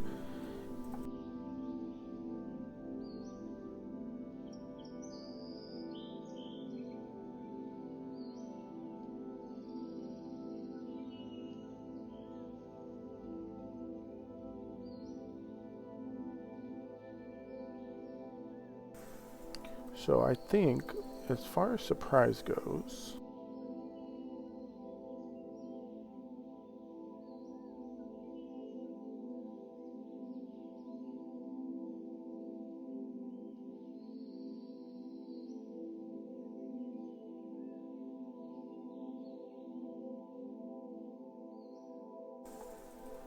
it's actually closer. It's a 1d4 times 10. So it's actually 30 feet away if we're surprising them.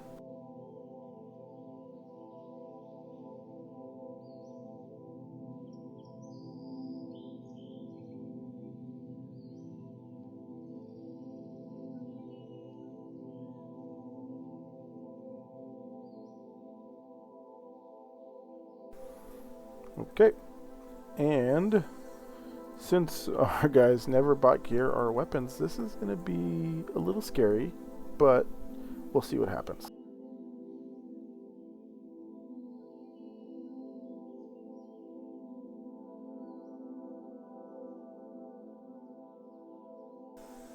I believe on a surprise round, our guys go first.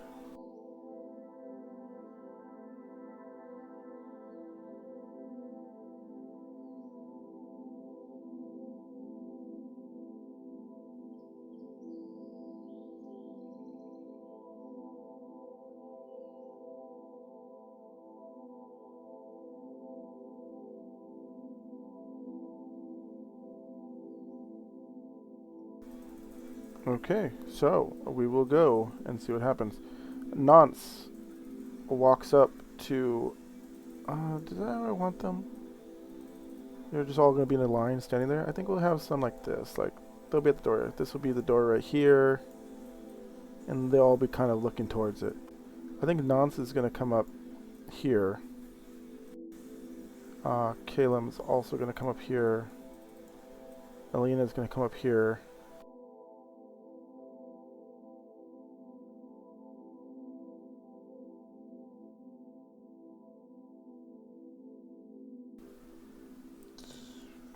She might stay there for right now. Pluto, 5, 10, 15, 20, 25. He's probably going to come up here too because we want to get the jump on these guys. Seeing as they don't have any weapons, I'm just going to let them be a 1d6 with their punching. Just to make this a little fair. Although I think a punch is a 1d4 or 1d2. But we'll say maybe they improvise on the way over there. Picked up some sticks.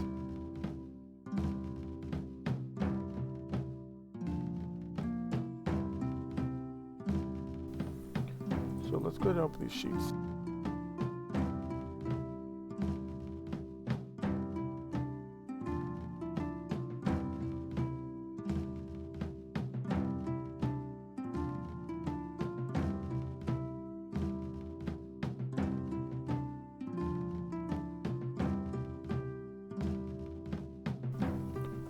Callum will come up and he will use his action to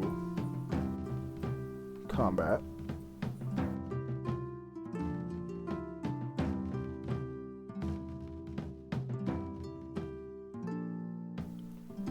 And I believe the AC of that guy is a 13, so that does hit. I didn't put that on their sheet in roll 20 though, because I forgot.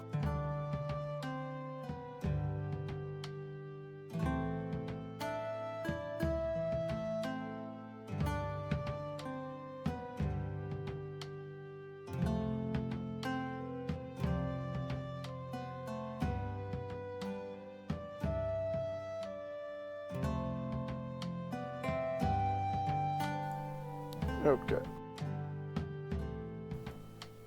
So that does hit him for 1 point of damage. Each of these guys had 4 hit points.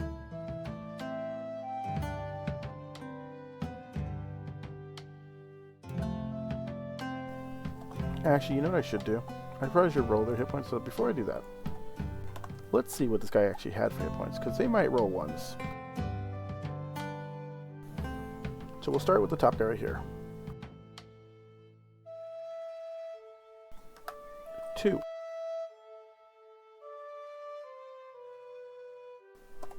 Makes sense that the guy at the front door has the most hit points so far. Oh no, you didn't.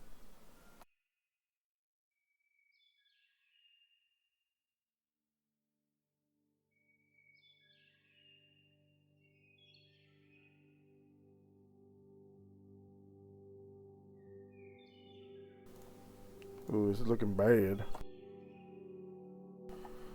Okay. I'm already scared now. Scared-ish. So he hits this guy for 1 hit point. Nance is going to come at him again with 1 attack.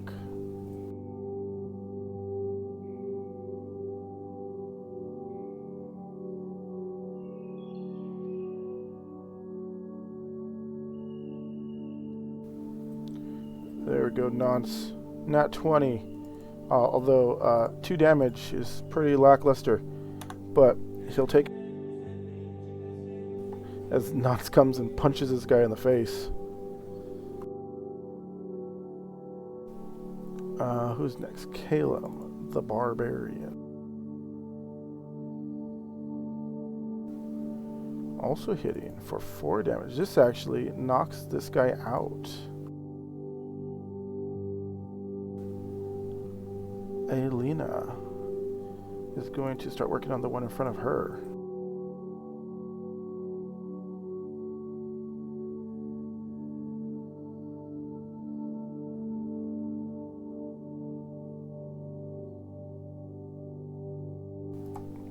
And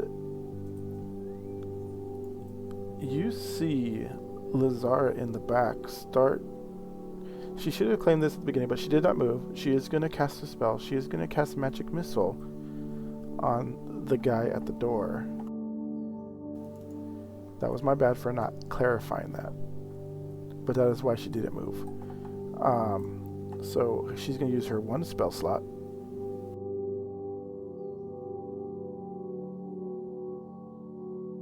Six damage. Ooh. That unfortunately kills the guy. As he gets knocked down. But we'll see what happens after that.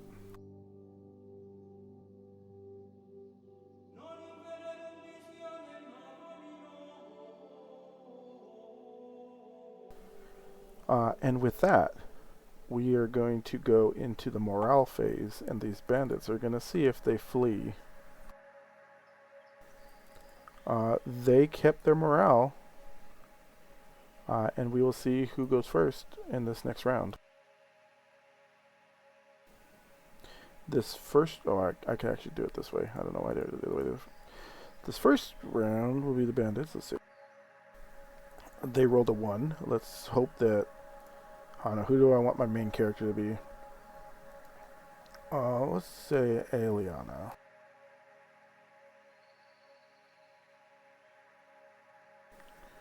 Where is your initiative?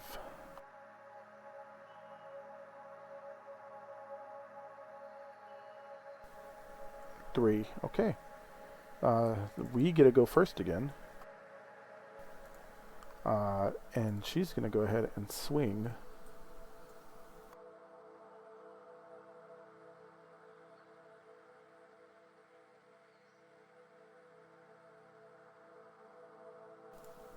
Oh, that's not what I wanted. Okay. Doing stuff. Bad.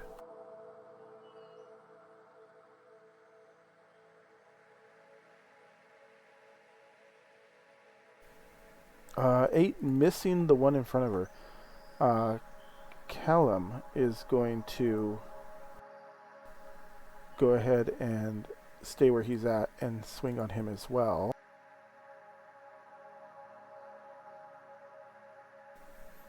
A 9 also missing. Nance is going to move up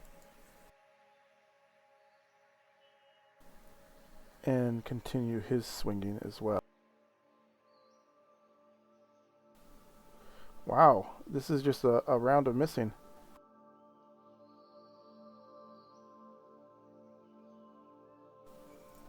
Plutar's going to come over here to the side and hopefully not miss.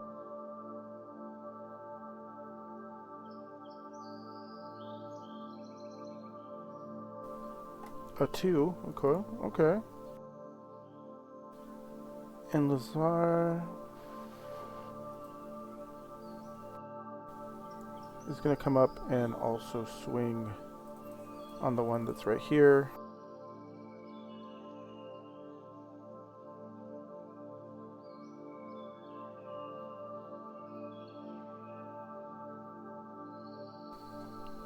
That one, I believe, might miss. Yep, 13, okay.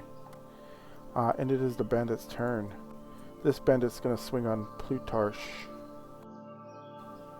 And of course, we all know what's going to happen now. Hitting him for 1. This bandit is going to swing on... Let's just roll a d4. 1, 2, 3, 4. And it's going to go this way. 1, 2, 3, 4.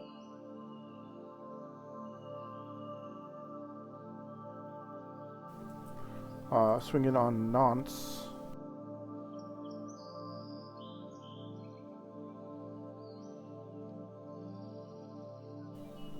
And I believe Nance has less than 10 AC.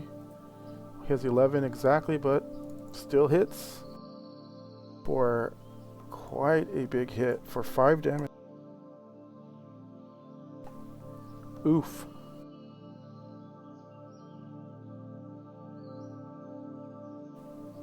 Let's see, this guy's going to come down and he's going to roll a d2.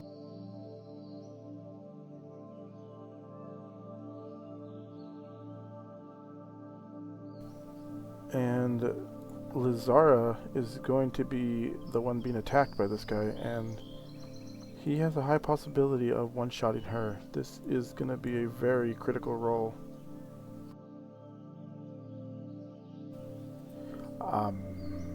Possibly missing, but I think it hits because she has very low AC. Oh wow, she has 10 AC. She actually shrugs off that hit. We need to roll for initiative. Melisandre said, "Nice plug for critical role." Right? If only they would pay me money for saying their name.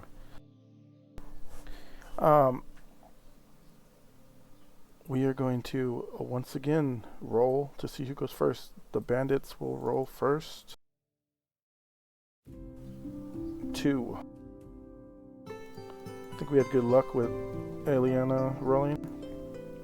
Yes. Plutarch goes to hit one more time on this guy. Missing, unfortunately. Nonce being hit is going to swing again.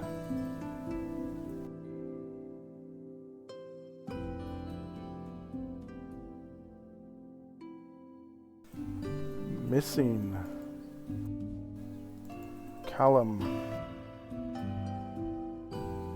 Missing. Eliana. This is not good. Hitting. Okay. That is great. Dropping this guy.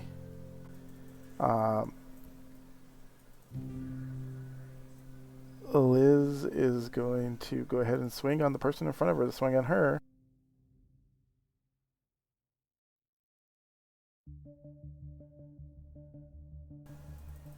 Missing.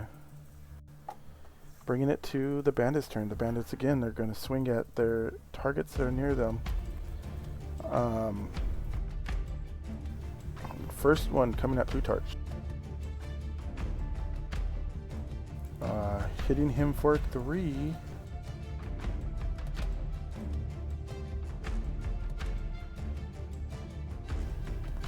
The other bandits coming in on Lizara.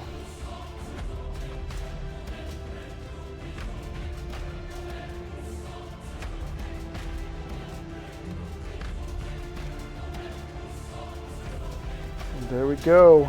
Unfortunately, as this bandit comes in, you see his dagger go right through the gut of Lizara. As she falls to the floor, her eyes close.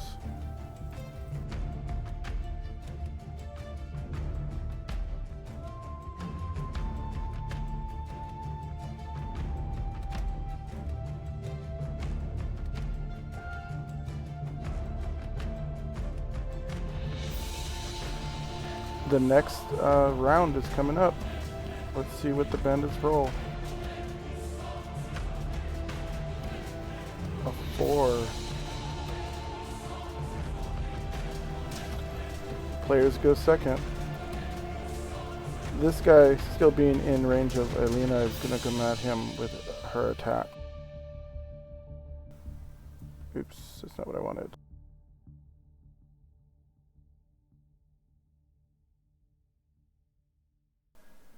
Oh yeah, that hits.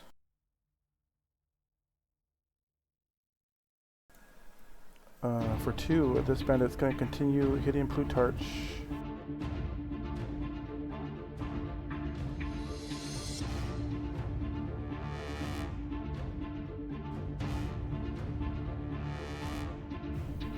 For 2, oh, and that's enough to drop Plutarch as the banding comes across his neck with his dagger, spilling his blood.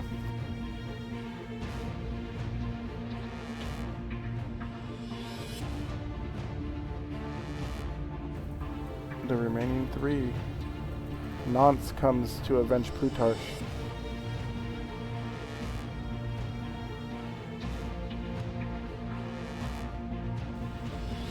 Rolling the nat 1.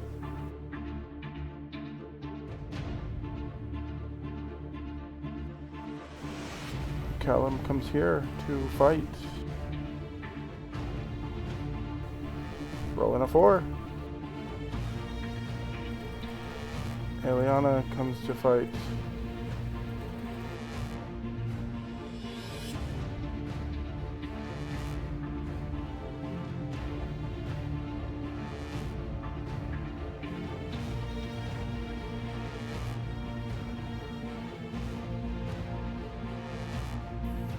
Hitting for 5. Let's roll again to see who goes first. It's coming down pretty close.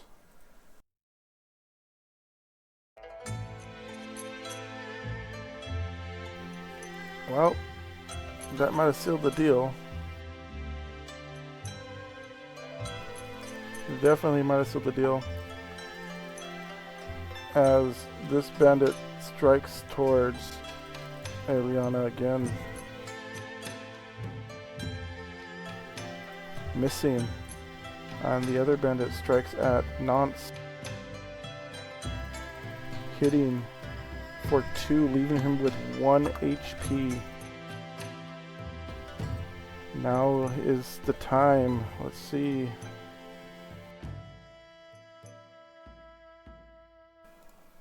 Eliana.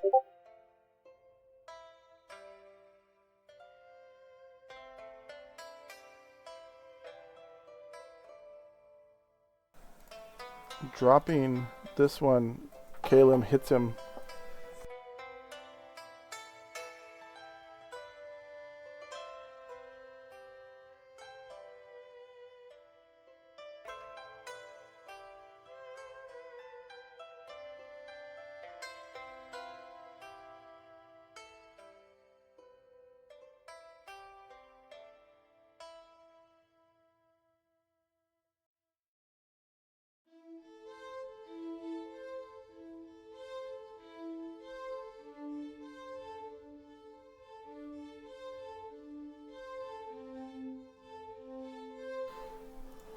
Okay, sorry, I was checking a message. So we did them two. Our buddy over here needs to swing.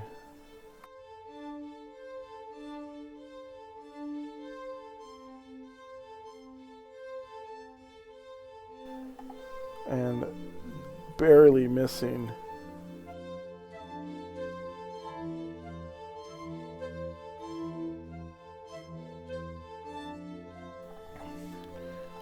This right here, we will do one roll for the bandits for morale, since they are down to less than half. I should have did a morale last turn, I believe, but as the last bandit drops to his knee, surrendering.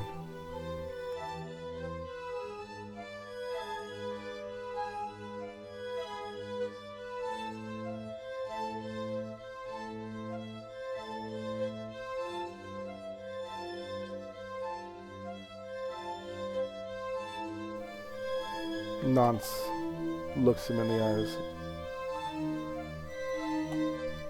You killed 2 of my fellow.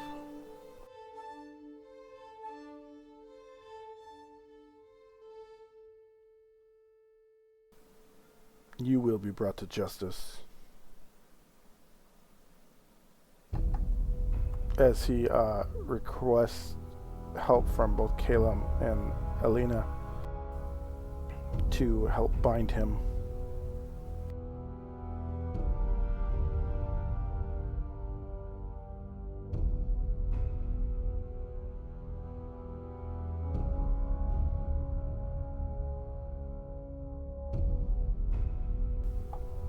As they bind the bandit, Nance looks over the battlefield, the street, the bloodbath.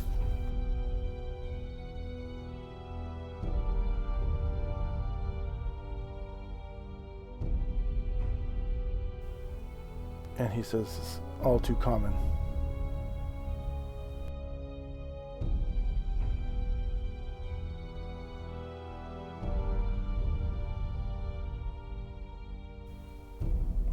He hails down the guards,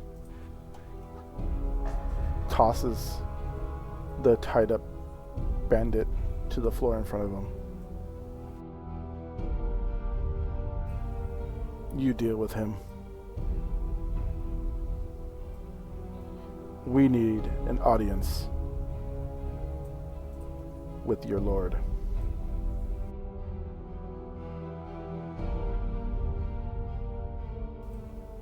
And right there is where I think I'm going to stop it.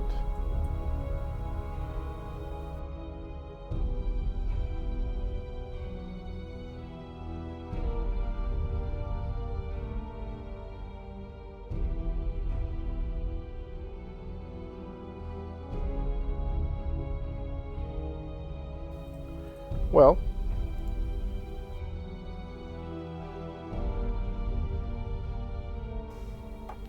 Didn't expect to lose 2 PCs.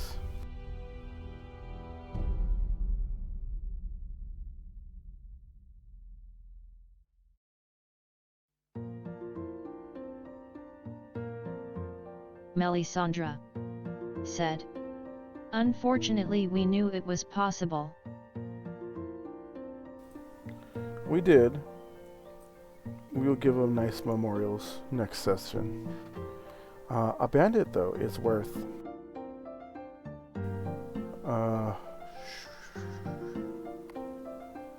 well, they are worth money, and they are worth XP. So 10 experience per bandit.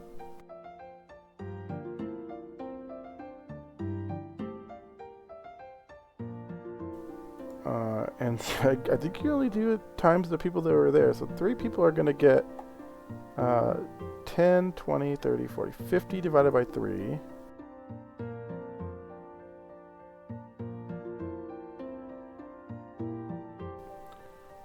So we'll just say, we'll just round it up because I'm a nice DM. 17 experience each.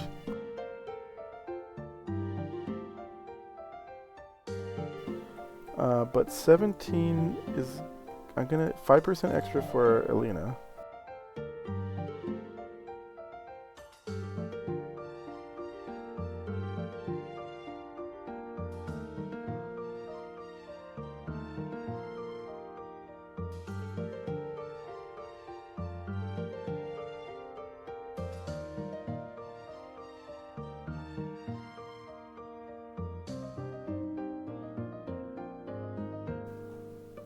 Because I'm bad at math, I'm just going to say that that was 18.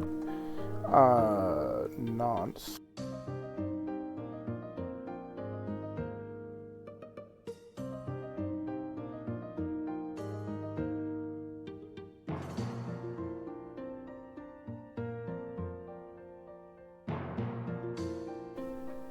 Okay, so 17, 17, and 18.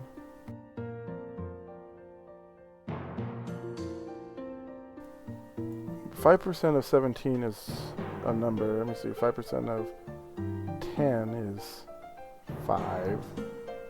So it has to be a little bit more. Somebody do the math for me. I can't do math. What's 5% of 17? I need one of you smart people to know this.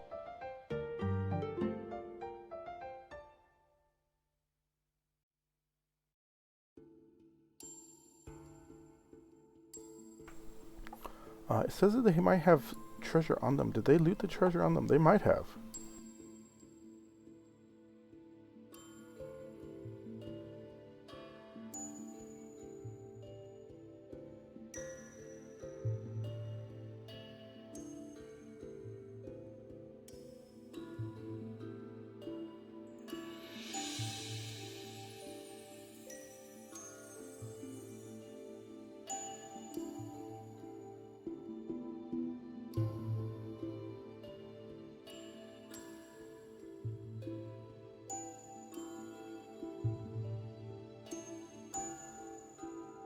Melisandre said. 5% of 17 is 0.85. Okay.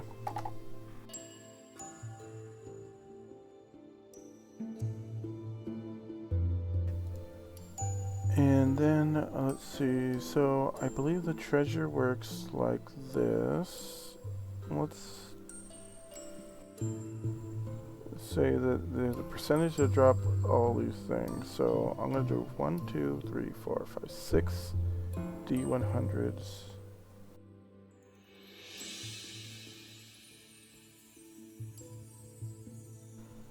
And none of them had any good loot.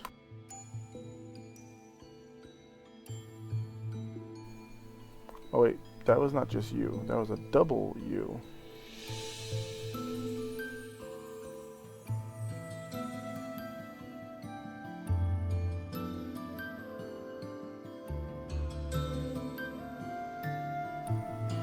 Does that matter?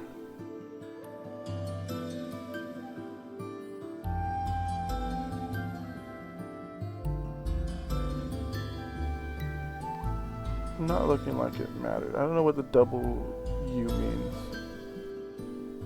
I'll have to look that up. That will be on my list of things to look up.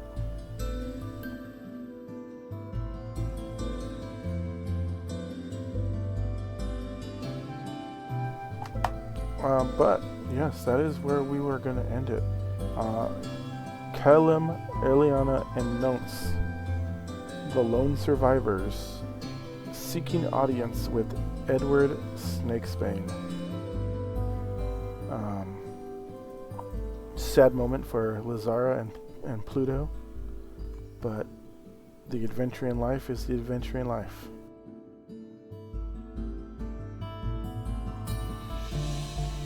Were they doing the right thing?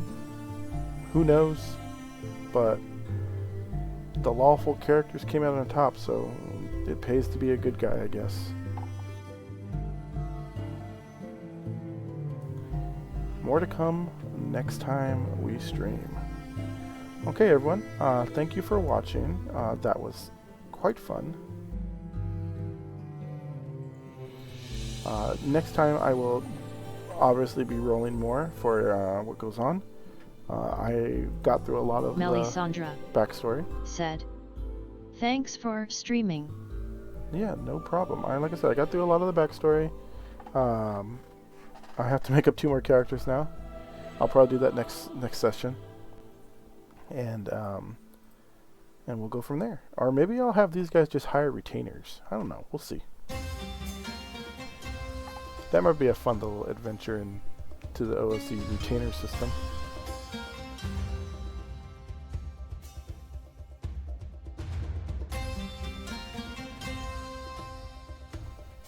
Okay, everyone have a good one.